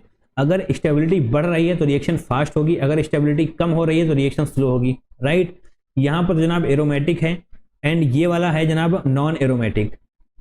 एंड आप सभी को पता है कि नॉन एरोमेटिक लेस स्टेबल होता है एरोमेटिक से, यानी कि एरोमेटिक की स्टेबिलिटी ज़्यादा होती है in comparison to non aromatic. जनाब नॉन एरोमेटिक से एरोमेटिक बन रहा है तो निश्चित तौर पर स्टेबिलिटी बढ़ रही है, स्टेबिलिटी बढ़ रही है यानी कि रिएक्शन फास्ट होगी। जनाब यहाँ पर क्या लिखा हुआ है, रिएक्शन स्लो होगी, नहीं, स्टेटमेंट बी हो जाएगा गलत। रिएक्शन फास्ट होगी क्योंकि जनाब स्टेबिलिटी बढ़ रही है, नॉन एरोमेटिक से एरोमेटिक बन रहा है तो निश्चित तौर पे रिएक्शन फास्ट होने वाली है, स्लो नहीं होगी। नाउ सी देखते हैं जनाब, ए शो टॉटोमेरिज्म, यस बिल्कुल सही, ए शो टॉटोमेरिज्म। तो बेसिकली आप यहाँ पर देख पाएंगे कि ए टॉटोमेरिज्म को शो करेगा। And option D, sorry statement D, the bond length of C single bond C in compound B are found to be same. Okay yes जनाब, जो सी बॉन्ड लेंथ है क्या वो सभी सेम होंगी? यस जनाब सेम होगी, क्योंकि जनाब यहाँ पर है कंजुगेशन। जो डबल बॉन्ड आप यहाँ पर देख पा रहे हैं वो जनाब इस तरीके से नहीं होता है, वो डॉटेड होता है, राइट, इस तरीके से पूरे में फैला हुआ होता है। जनाब जो डबल बॉन्ड आप इस तरीके से देख पा रहे हैं यहाँ पर, जस्ट अ सेकेंड, इस तरीके से आप जो डबल बॉन्ड यहाँ पर देख पा रहे हैं वो इस तरीके से नहीं है। बेसिकली वो डबल बॉन्ड किस तरीके से होता है, पूरे में फैला हुआ होता है डॉट डॉट करके, राइट, ये सारी चीजें आप पढ़ चुके हैं, इस तरीके से डबल बॉन्ड होता है। तो जनाब कंजुगेशन की वजह से सी बॉन्ड लेंथ सेम ही होने वाली है, क्योंकि जनाब यहाँ पर है कंजुगेशन, तो निश्चित तौर पे डी वाला स्टेटमेंट भी सही होने वाला है। जैसा कि आप यहाँ पर देख पाएंगे कि डबल बॉन्ड जो स्टिल आपको यहाँ पर दिख पा रहा है वो जनाब एक्चुअल में स्टिल नहीं होता है, ये पूरी तरीके से घूमता रहता है, तो निश्चित तौर पे कंजुगेशन की वजह से सी बॉन्ड लेंथ सेम होने वाली है। जनाब करेक्ट स्टेटमेंट है ए सी डी को हम टिक करेंगे, ऑप्शन नंबर 3 हमारा सही हो जाएगा, राइट, ए सी डी, ये तीनों स्टेटमेंट सही हैं। बी वाला स्टेटमेंट जनाब हो जाएगा गलत। तो ये वाला क्वेश्चन भी हमने क्रैक किया, तो बेसिकली ये वाला क्वेश्चन भी एक अच्छा क्वेश्चन था। तो अभी तक जितने भी क्वेश्चन हमने किए हैं जनाब, बहुत ही आसान क्वेश्चन तो बहुत ही कम आए हैं, राइट, 2-4 क्वेश्चन ही हैं जो बहुत ही आसान है, बाकी काफ़ी सारे क्वेश्चन काफ़ी अच्छे हैं। तो बेसिकली जनाब जनरल ऑर्गेनिक केमिस्ट्री को आपको अच्छे से पढ़ना पड़ेगा, राइट। अब बारी है जनाब क्वेश्चन नंबर 16 की। क्वेश्चन नंबर 16 क्या है, 3 organic compounds A B C were allowed to run in the thin layer chromatography. Basically जनाब टीएलसी का एक और क्वेश्चन आ चुका है, टीएलसी कॉलम क्रोमेटोग्राफी, इन सभी को आपको रिवाइज कर डालना है जनाब, छोड़ना बिल्कुल भी नहीं है, इनको आप छोड़ के पछताएंगे। Now using hexane and give the following result, the RF value for most polar. तो बेसिकली जनाब यहीं पर आपसे खेला हो चुका है, इन सभी चीज़ों के बारे में आपको नॉलेज होना चाहिए। मोस्ट पोलर क्या होता है, लीस्ट पोलर क्या होता है, इन सभी के बारे में आपको पता होना चाहिए। अगर नहीं पता जनाब स्क्रीन पर ध्यान दीजिए, हम बता रहे हैं। मोस्ट पोलर का मतलब जनाब होता है मिनिमम हाइट। मोस्ट पोलर बोले तो मिनिमम हाइट, जो सबसे ज़्यादा पोलर होगा उसकी हाइट मिनिमम होने वाली है, एंड जो लीस्ट पोलर होगा उसकी हाइट सबसे ज़्यादा होगी। तो यहाँ पर ए की हाइट सबसे ज़्यादा है, इसका मतलब ये है जनाब लीस्ट पोलर, उसके बाद बी, उसके बाद सी। जनाब अगर हम पोलैरिटी यहाँ पर लिखना चाहें, पोलैरिटी का ऑर्डर, तो हाइट के इन्वर्सली होगा, जो हाइट सबसे ज़्यादा होगी उसकी पोलैरिटी सबसे कम होने वाली है। तो निश्चित तौर पे पोलैरिटी का ये वाला ऑर्डर होगा सी बी ए, क्योंकि जनाब हाइट ए की सबसे ज़्यादा है तो पोलैरिटी ए की सबसे कम होगी, राइट। तो ये जनाब हो गया कॉन्सेप्ट, हमसे पूछा क्या गया है, the are F value. Basically are F value को भी हम अंडरलाइन कर लेते हैं। अब the most polar, most polar का मतलब है जनाब जिसकी हाइट सबसे कम होने वाली है। ओके, सबसे कम हाइट किसकी है, सी की हाइट सबसे कम है, उसी की पोलैरिटी सबसे ज़्यादा है, यहाँ पर हमने आपको ऑलरेडी बता दिया है। तो बेसिकली हमको इस क्वेश्चन में बताना है R F value of C. R F value का फॉर्मूला क्या होता है, आर एफ वैल्यू का फॉर्मूला जनाब हमने आपको एक वीडियो में बता रखा है, अगर आपको समझ में नहीं आया तो जनाब स्क्रीन पर देखिए, आपको समझ में आ जाएगा, राइट। आर एफ वैल्यू का फॉर्मूला एक बार फिर से हम यहाँ पर लिखना चाहेंगे, distance moved by the substance from base line divided by distance moved by the solvent from base line. Okay, तो ऊपर होगा distance moved by the substance from the base line and नीचे होगा distance moved by the solvent from the base line. Okay, तो जनाब इसको हम अभी के लिए शॉर्ट फॉर्म में ही लिखते हैं। एंड यहाँ पर जनाब जो बेस लाइन है वो ये है, उसके ऊपर कितना गया है 2, एंड सॉल्वेंट कितना ऊपर तक जाएगा उसके लिए आप जनाब यहाँ पर देखिए ये लिखा हुआ 8 सेंटीमीटर। बेस लाइन से यहाँ तक सॉल्वेंट जाएगा एंड बेस लाइन से यहाँ तक सी वाला जाएगा, तो निश्चित तौर पर सी की डिस्टेंस है 2 एंड डिवाइड बाई 8 जब हम करेंगे तो जनाब आने वाला है 0.25। ओके, 0.25 आएगा। इतनी आसान सी कैलकुलेशन आप निश्चित तौर पे कर पाएंगे। एंड हमसे आंसर पूछा गया है 10 टू द पावर -2 के फॉर्मेट में, तो निश्चित तौर पे जनाब 25 इंटू 10 टू द पावर -2 होने वाला है। इसको हम 25 इंटू 10 टू द पावर -2 भी लिख सकते हैं। जनाब जो खाली जगह है उसमें हमको 25 लिखना था, राइट, तो यहाँ पर हम 25 लिख देंगे करेक्ट आंसर, यानी कि 4 मार्क्स के लिए।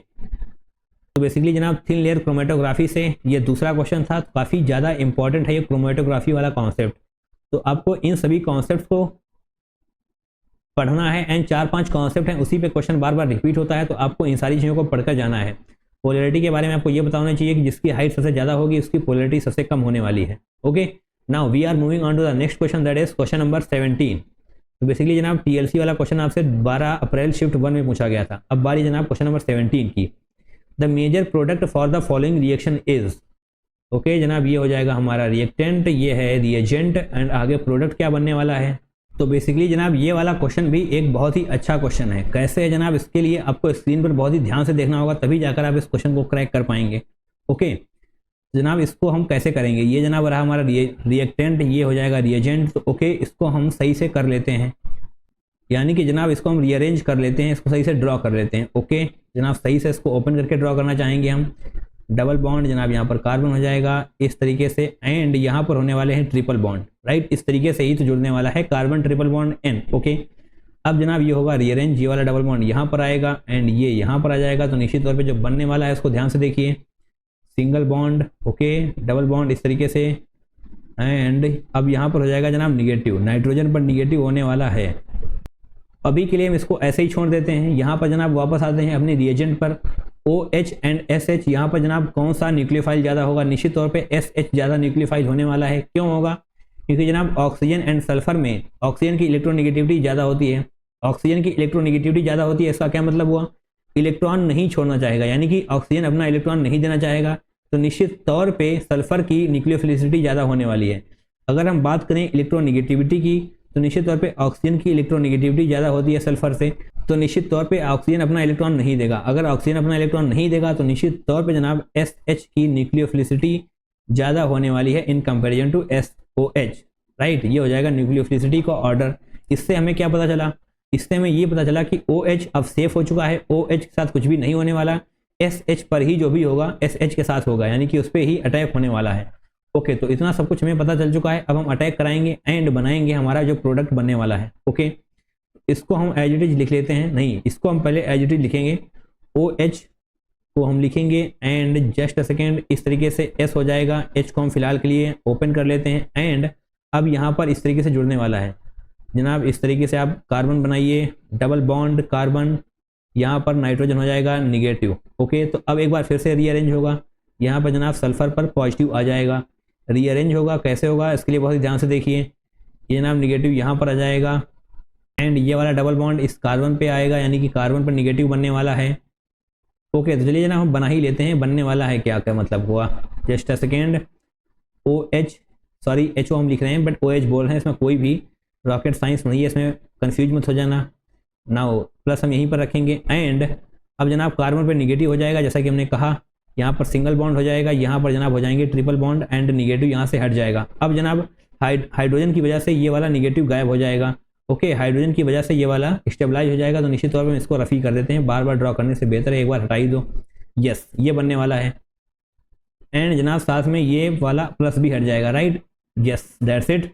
अब सही से आई थिंक हमने पूरा कंप्लीट कर लिया है। ओके जनाब, सल्फर को हम सही तरीके से ड्रॉ कर देते हैं जनाब, इस तरीके से रीअरेंज हुआ एंड सभी कुछ स्टेबल हो चुका है। अब कुछ भी यहाँ पर करना नहीं है, बेसिकली आपको ऐसा एक बार सही से हम ड्रॉ कर लेते हैं। ओके, ये हो जाएगा सल्फर कार्बन कार्बन कार्बन, यहाँ पर हम CN ही लिख देते हैं, यहाँ पर ट्रिपल बॉन्ड को भी हम हटा ही देते हैं। अब हम अपने ऑप्शन को देखेंगे कि ऐसा कौन सा ऑप्शन हमारे पास है। HS नहीं जनाब, HS नहीं, OH होना चाहिए जनाब। ऑप्शन नंबर 1 हमारा गलत हो जाएगा। ऑप्शन नंबर 2 क्या है, ये क्या लिखा हुआ है। ओके चलिए जनाब फिलहाल के लिए हम आगे बढ़ते हैं। HS नहीं, ये वाला भी गलत हो जाएगा। HONH नहीं, ये वाला भी नहीं होगा। तो बेसिकली आई थिंक हमने ऑप्शन नंबर 2 अपना सही तरीके से नहीं लिखा हुआ है, तो आपको जब प्रिंट आउट निकलवाएंगे तो आप वहाँ पर कुछ गलतियाँ भी होंगी, उसके लिए जनाब सॉरी, बट आपको ये सारी चीज़ें सही करनी पड़ेंगी। ऑप्शन नंबर 2 ही सही होने वाला है। ऑप्शन नंबर 2 में जनाब ये होगा, राइट। निश्चित तौर पे ऑप्शन नंबर 2 में आपको यही मिलने वाला है, क्योंकि जनाब यही करेक्ट आंसर है एंड तीनों ऑप्शन हट चुके हैं, तो निश्चित तौर पे यही सही होने वाला है। तो बेसिकली हम आपको इसको थोड़ा सा हाईलाइट भी करना चाहेंगे, यही जनाब करेक्ट आंसर होने वाला है। इसको ऑप्शन में लिखिएगा एंड टिक कर लीजिएगा, राइट, यही सही आंसर होने वाला है। ओके, तो बेसिकली जनाब ये भी एक अच्छा ही क्वेश्चन था, इसको हम पहले से ही अच्छा बोल चुके हैं जनाब। एक बार फिर से बताते हैं, ये अच्छा क्वेश्चन था। यहाँ पर आपको इस तरीके से रीअरेंज करना होगा, एक बार फिर से रीअरेंज करना होगा, न्यूक्लियोफिलिसिटी का ऑर्डर भी पता होना चाहिए, तभी आप अटैक कर पाएंगे। अदरवाइज आप SH को एज इट इज रखेंगे एंड OH से अटैक करवा देंगे एंड जनाब 2 ऑप्शन आपका इंतजार कर रहे हैं -1 देने के लिए, राइट। तो ऐसी गलती आपको नहीं करनी है, ये सारी चीज़ें आपको आनी चाहिए, तभी आप सही तरीके से स्कोर कर पाएंगे। Now we are moving on to the next question, that is question number 18। तो फाइनली जनाब ये कौन सा है, एसर्शन रीजन टाइप क्वेश्चन। अगर एसर्शन रीजन टाइप क्वेश्चन नहीं आएगा तो कैसे जनाब पेपर कंप्लीट होगा। And assertion reason type question थोड़े से अच्छे होते हैं, ओके अच्छे होते हैं। तो बेसिकली जनाब एसर्शन क्या हुआ, order of acidic nature of the following compounds is A greater than B greater than C. Okay तो जनाब ये तो हो गया ए, ये हो गया बी, एंड सी कहाँ गया, सी के लिए जनाब नीचे आएंगे, ये जनाब हो जाएगा सी। एंड यहाँ पर जनाब CH3 आप लिखना चाहें लिख सकते हैं, बाकी आप समझदार हैं। अगर कुछ भी छोड़ा गया है यानी कि अगर खाली लाइन छोड़ दी गई है तो निश्चित तौर पे वहाँ पर CH3 ही होता है, मिथाइल। ओके CH3 यानी कि जनाब ये हो जाएगा प्लस आई ग्रुप, प्लस आई यानी कि ये इलेक्ट्रॉन देगा जनाब यहाँ पर। जस्ट अ सेकेंड, थोड़ी सी गलतियाँ जनाब यहाँ पर भी हैं। ये बेसिकली बेंजीन है तो डबल बॉन्ड आपको सभी में करना होगा। इस तरीके से आप यहाँ पर भी डबल बॉन्ड करेंगे। ओके ये छोटी छोटी गलतियां जनाब प्रिंटिंग एरर हो जाती हैं, उनको आप समझ सकते हैं, राइट। तो बेसिकली जनाब CH3 क्या है, प्लस आई तो जनाब ये इलेक्ट्रॉन देगा, इलेक्ट्रॉन देने से जनाब इसकी स्टेबिलिटी और भी ज़्यादा बढ़ने वाली है, स्टेबिलिटी बढ़ने वाली है यानी कि H+ जनाब अब यहाँ से बाहर नहीं जाएगा इतनी आसानी से। यानी कि CH3 यानी कि प्लस आई ग्रुप ऐड होने की वजह से एसिडिटी इसकी सबसे कम होने वाली है, राइट। C की एसिडिटी सबसे कम होगी जनाब, C की एसिडिटी सबसे कम होनी चाहिए। यस जनाब C की एसिडिटी सबसे कम है। एंड A एंड B ये तो जनाब हैं इलेक्ट्रॉन खींचने वाले group. Okay fluorine and chlorine दोनों ही इलेक्ट्रॉन खींचने वाले ग्रुप हैं, तो निश्चित तौर पे यहाँ पर एसिडिटी ज़्यादा होने वाली है A और B की in comparison to C। But A और B में क्या ऑर्डर होगा उसको आप ध्यान से देखिए। फ्लोरीन है जनाब, क्लोरीन है, आपने -I के प्रायोरिटी ऑर्डर में आपने ये जरूर पढ़ा होगा कि फ्लोरीन का ज़्यादा होता है, then chlorine, then bromine and then iodine. यहाँ पर हम -I की बात कर रहे हैं, राइट। -I कैरेक्टर फ्लोरीन का ज़्यादा होता है, फिर क्लोरीन, फिर ब्रोमीन, फिर आयोडीन। तो निश्चित तौर पे आपको ऐसा लग रहा होगा कि यहाँ पर B यानी कि फ्लोरीन के ज़्यादा होना चाहिए, बट ऐसा गलत है। क्यों गलत है उसके लिए आपने एक बात और पढ़ी है कि -I या फिर +I जो भी होता है वो डिस्टेंस डिपेंडेंट भी होता है। ये बेसिकली आपको डिस्टेंस पर भी डिपेंड करता है। तो जो आप OH यहाँ पर देख पा रहे हैं वो फ्लोरीन के काफ़ी करीब है, एंड जो ये वाला OH है वो फ्लोरीन से काफ़ी ज़्यादा दूर है।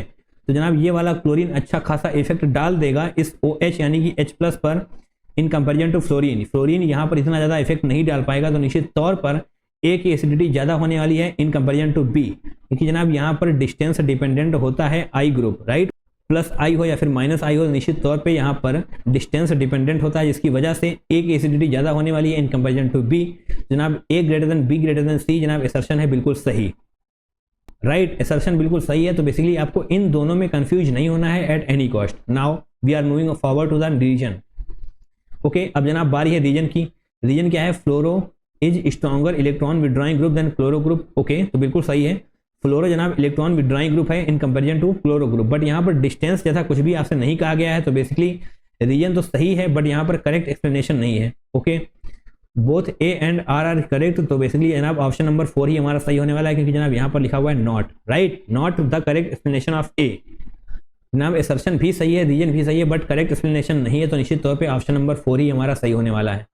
Okay now we are moving forward to the next question, that is question number 19। तो जनाब ये है statement type question. Given below are 2 statement. Tropolone is an aromatic compound and has 8 pi electrons of. Okay तो basically tropolone का हम structure बनाना चाहेंगे जनाब, बहुत ही ध्यान से स्क्रीन पर देखिए। एंड आई होप कि ट्रोपोलोन का स्ट्रक्चर हम पहली बार में ही सही तरीके से ड्रॉ कर पाएंगे। तो बेसिकली जनाब ट्रोपोलोन में होते हैं 7 कार्बन, इस तरीके से हम ड्रॉ करेंगे। Just a second, and yes यहाँ पर जनाब ऑक्सीजन हो जाएगा, एंड ये डबल बॉन्ड, ये डबल बॉन्ड, ये डबल बॉन्ड। तो जनाब ये बन चुका है ट्रोपोलोन जो आप यहाँ पर देख पा रहे हैं। अब आपको देखना है कि tropolone is an aromatic compound क्या ऐसा है एंड हैज 8 पाई इलेक्ट्रॉन्स। तो उसके पहले आपको जस्ट अ सेकेंड यहाँ पर हम एक और स्ट्रक्चर ड्रॉ करना चाहेंगे। सेम ही है, कुछ भी डिफरेंट यहाँ पर नहीं है, इस तरीके से होने वाला है। ओके ये जनाब बन चुका है सही तरीके से, यहाँ पर डबल बॉन्ड, ये डबल बॉन्ड, ये, एंड इसके साथ ही जनाब यहाँ पर पॉजिटिव चार्ज भी डेवलप हो जाएगा। अगर ऊपर माइनस गया तो ऑब्वियसली नीचे प्लस भी आएगा। ओके नाउ ये जनाब इसके बेसिस पर हमको बताना है कि tropolone is an aromatic compound and has 8 pi electrons. जनाब एरोमेटिक देखिए, एरोमेटिक के लिए आपको पता है कि साइक्लिक होना चाहिए, प्लेनर होना चाहिए, कंजुगेशन होना चाहिए, एंड 4n+2 पाई इलेक्ट्रॉन्स होने चाहिए, तभी जाकर आप क्लेम कर पाएंगे कि वो एरोमेटिक है। तो जनाब जैसे ही आपने देखा साइक्लिक है, ऑब्वियसली साइक्लिक है। sp2 है जनाब, yes sp2 double bond, alternate double bond है, तो जनाब sp2 भी होगा, एंड कंजुगेशन भी है। तो निश्चित तौर पे जनाब ये एरोमेटिसिटी वाली कंडीशन में तो आ चुका है, बट अब एरोमेटिक होगा या फिर एंटी एरोमेटिक होगा उसके लिए आपको पता होना चाहिए कि 4n+2 पाई इलेक्ट्रॉन्स हैं या फिर 4n पाई इलेक्ट्रॉन्स हैं। ओके, ये सारी चीज़ें आपने पढ़ी हुई हैं, अगर नहीं पढ़ी है तो जनाब पढ़िए, या फिर जो हम बोल रहे हैं उसको बहुत ही ध्यान से सुनिए। राइट, एरोमेटिसिटी के लिए आपके पास 4n+2 पाई इलेक्ट्रॉन्स होने चाहिए, 4n+2 पाई इलेक्ट्रॉन्स होने चाहिए। n की मतलब एंड यहाँ पर n क्या है, n इक्वल टू 0 1 2 3 4 ऐसे आप रख सकते हैं। Right, okay, now 4n+2 pi electrons होने चाहिए, तो जनाब डबल बॉन्ड में 2 पाई इलेक्ट्रॉन्स होते हैं, डबल बॉन्ड में 2 पाई इलेक्ट्रॉन्स होते हैं। 1 2 3 4 5 6, राइट, 1 2 3 4 5 6 आपने ऐसे गिना। बट आपको एक बात और पता होनी चाहिए कि निगेटिव का भी मतलब होता है 2 पाई इलेक्ट्रॉन्स। निगेटिव है इसका मतलब यहाँ पर भी 2 पाई इलेक्ट्रॉन्स हैं, 2 पाई इलेक्ट्रॉन्स यहाँ पर हो जाएंगे, 2 पाई इलेक्ट्रॉन्स यहाँ पर हो जाएंगे, 2 पाई यहाँ पर, 2 पाई यहाँ पर, तो निश्चित तौर पे 8 पाई इलेक्ट्रॉन्स होने वाले हैं जो आप यहाँ पर देख पा रहे हैं। एरोमेटिक कंपाउंड तो आप पहले ही प्रूव कर चुके हैं एंड 8 पाई इलेक्ट्रॉन्स हैं, तो यस स्टेटमेंट 1 सही होगा।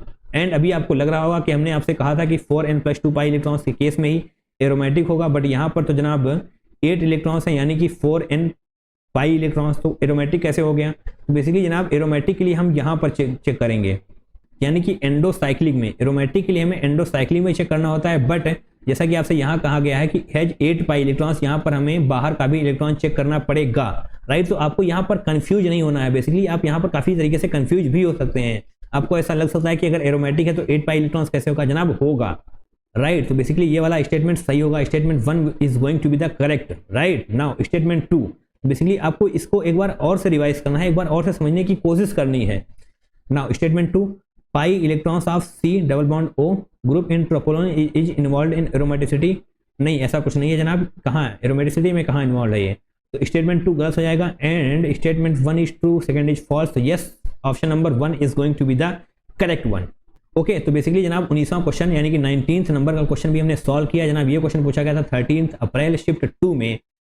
Okay, now we are moving on to the next question, that is question number 20। Question number 20 क्या है जनाब, 0.400 gram of an organic compound X gave 0.376 gram of AgBr in Carius method. Okay, Carius method for estimation of bromine, percentage of bromine in the compound X. Okay, तो basically जनाब ऐसे questions की practice हमने कई बार कराई हुई है, आप देखना चाहें तो देख सकते हैं, आपको स्क्रीन पे नजर आ जाएगा कि ऐसे क्वेश्चंस की प्रैक्टिस हमने करा रखी है।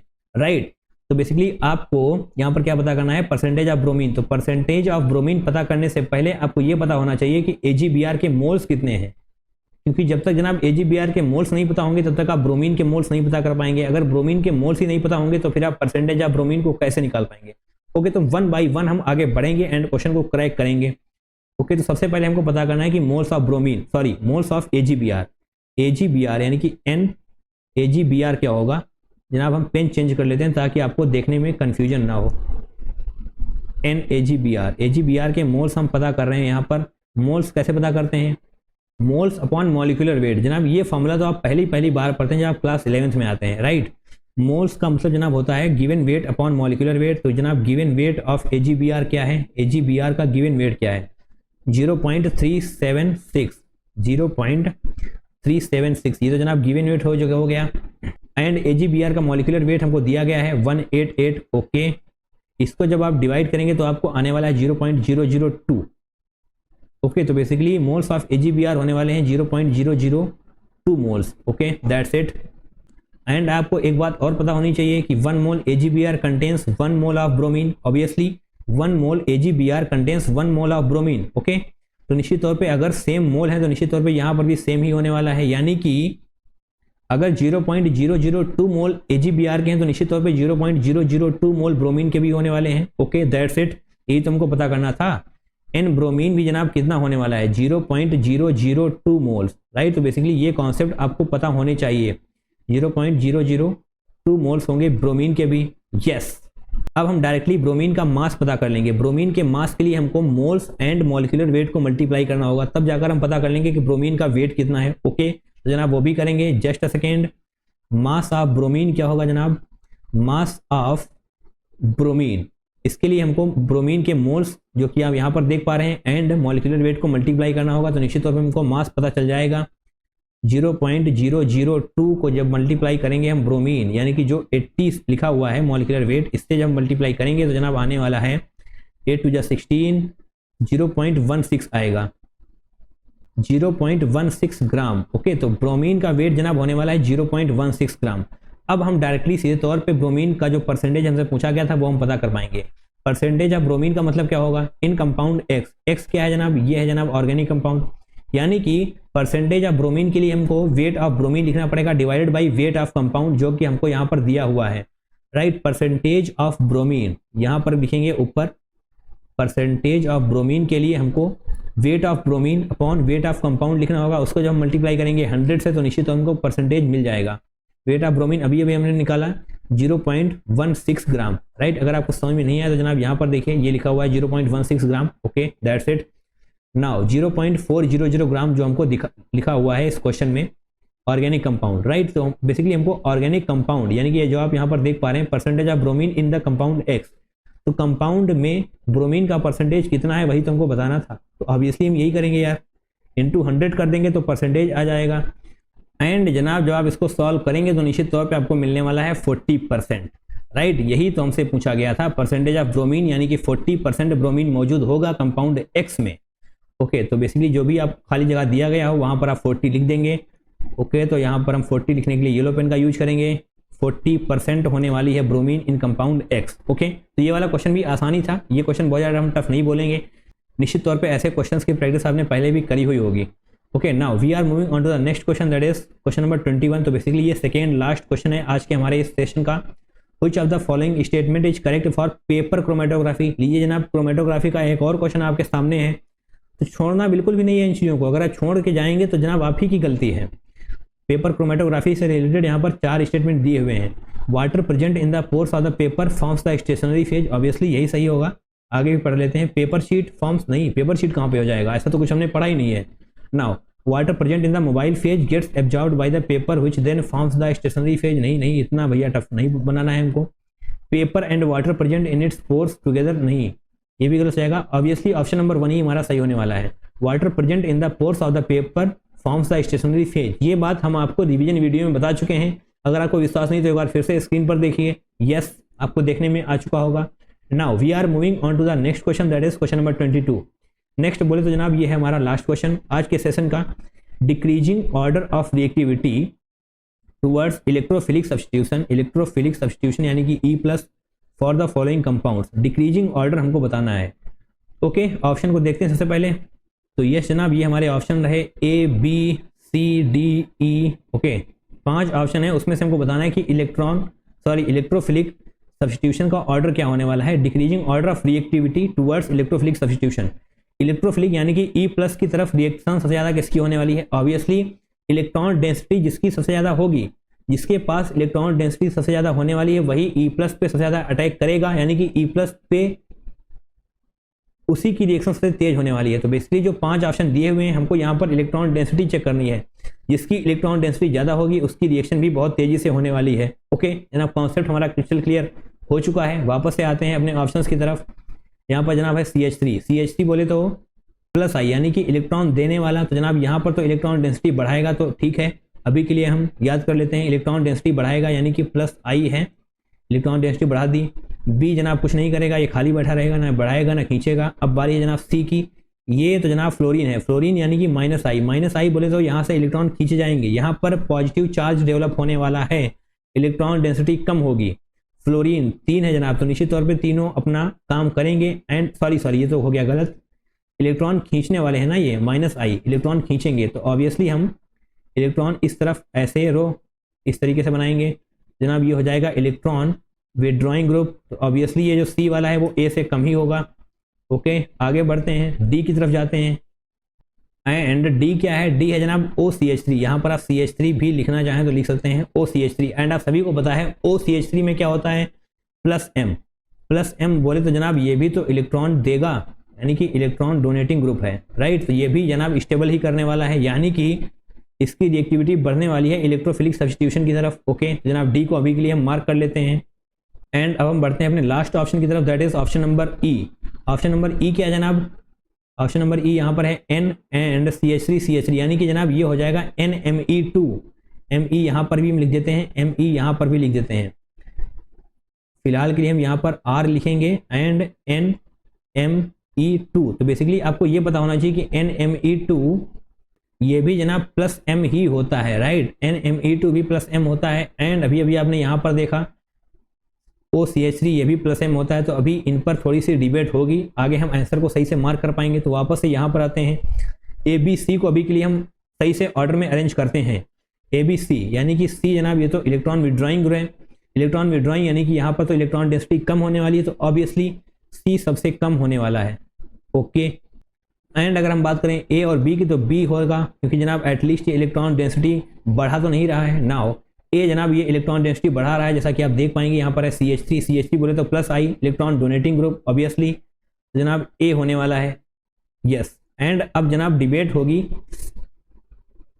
D एंड E पर, राइट। ABC का करेक्ट ऑर्डर ये होगा, D एंड E ऑब्वियसली यहाँ पर होंगे, बट कौन सा पहले होगा कौन सा बाद में होगा उसके लिए हमको नीचे आना होगा। यस, तो जनाब एक बार फिर से हमें इलेक्ट्रोनेगेटिविटी के कॉन्सेप्ट को यूज करना पड़ेगा। इलेक्ट्रोनेगेटिविटी के कॉन्सेप्ट से ही हम डिसाइड कर पाएंगे कि D ज़्यादा होगा या फिर E ज़्यादा होगा। ओके, इलेक्ट्रोनेगेटिविटी जनाब ऑक्सीजन की ज़्यादा होती है या फिर नाइट्रोजन की? ऑब्वियसली जनाब इलेक्ट्रोनेगेटिविटी तो ऑक्सीजन की ही ज़्यादा होती है। Yes, that's it, electronegativity oxygen की ज़्यादा होती है। इसका क्या मतलब हुआ? इसका जनाब मतलब हुआ कि ऑक्सीजन इलेक्ट्रॉन नहीं देना चाहेगा। ऑक्सीजन जो है अपना इलेक्ट्रॉन होल्ड करके रखेगा in comparison to nitrogen. Nitrogen electron को पुश करेगा, राइट। नाइट्रोजन इलेक्ट्रॉन को पुश करेगा यानी कि इलेक्ट्रॉन डेंसिटी को बढ़ाएगा। इलेक्ट्रॉन डेंसिटी को बढ़ाएगा, इसका मतलब इलेक्ट्रोफिलिक सब्स्टिट्यूशन बहुत ही आसानी से होगा। तो निश्चित तौर पे जनाब E वाला ज़्यादा होगा इन कंपेरिजन टू D। जनाब E का ज़्यादा होगा D से, तो ऑब्वियसली यहाँ पर हम लिखेंगे E, यहाँ पर लिखेंगे D। यस, अब हमें पूरी तरीके से हमारा ऑर्डर मिल चुका है। अब हम अपने ऑप्शन को मिला लेंगे EDABC। Okay, EDABC। Yes, option number 2 जनाब हमें बिल्कुल सही से मिल चुका है। ये वाला क्वेश्चन अच्छा था, बट यहाँ पर जो D एंड E है इसको एक बार फिर से आपको रिपीट करना पड़ेगा। यहाँ पर दोनों ही प्लस M थे, तो बेसिकली हमको इलेक्ट्रोनेगेटिविटी से जाना होगा। इलेक्ट्रोनेगेटिविटी ऑक्सीजन की ज़्यादा होती है, तो निश्चित तौर पे ऑक्सीजन अपना इलेक्ट्रॉन नहीं देना चाहेगा, बट नाइट्रोजन अपना इलेक्ट्रॉन दे देगा, तो इलेक्ट्रॉन डेंसिटी को बढ़ा देगा। Okay, that's it. निश्चित तौर पे हमने 22 क्वेश्चन को कंप्लीट किया एंड काफ़ी अच्छे क्वेश्चन भी हमको देखने को मिले, जिनको आपको दोबारा से रिपीट करना ही पड़ेगा, तभी जाकर आप समझ पाएंगे। तो बेसिकली आंसर की आपको यहाँ पर मिल जाएगी। जैसा कि हमने पहले ही भी कहा है कि सभी क्वेश्चंस आपको पहले अपने आप करने हैं, उसके बाद आपको वीडियो सॉल्यूशन को देखना है, राइट। तो 22 क्वेश्चन हमने प्रैक्टिस किए एंड आपने भी हमारे साथ प्रैक्टिस की है, तो इसके लिए जनाब आपका थैंक यू बोलना तो बनता है निश्चित तौर पे। Thank you so much for watching this video till the end. And इसी तरीके से जनाब PYQs करते रहिए, निश्चित तौर पे आप अपने आप में इंप्रूवमेंट देख पा रहे होंगे। 2022, 23, 24 इन 3 साल के PYQs हमने करा रखे हैं, तो निश्चित तौर पे एट एनी कॉस्ट आपको इन 3 सालों के PYQs करने ही करने हैं। तो चलिए जनाब मिलते हैं किसी नेक्स्ट वीडियो में। That's all for today, till then take care, tata, bye bye and I love you all.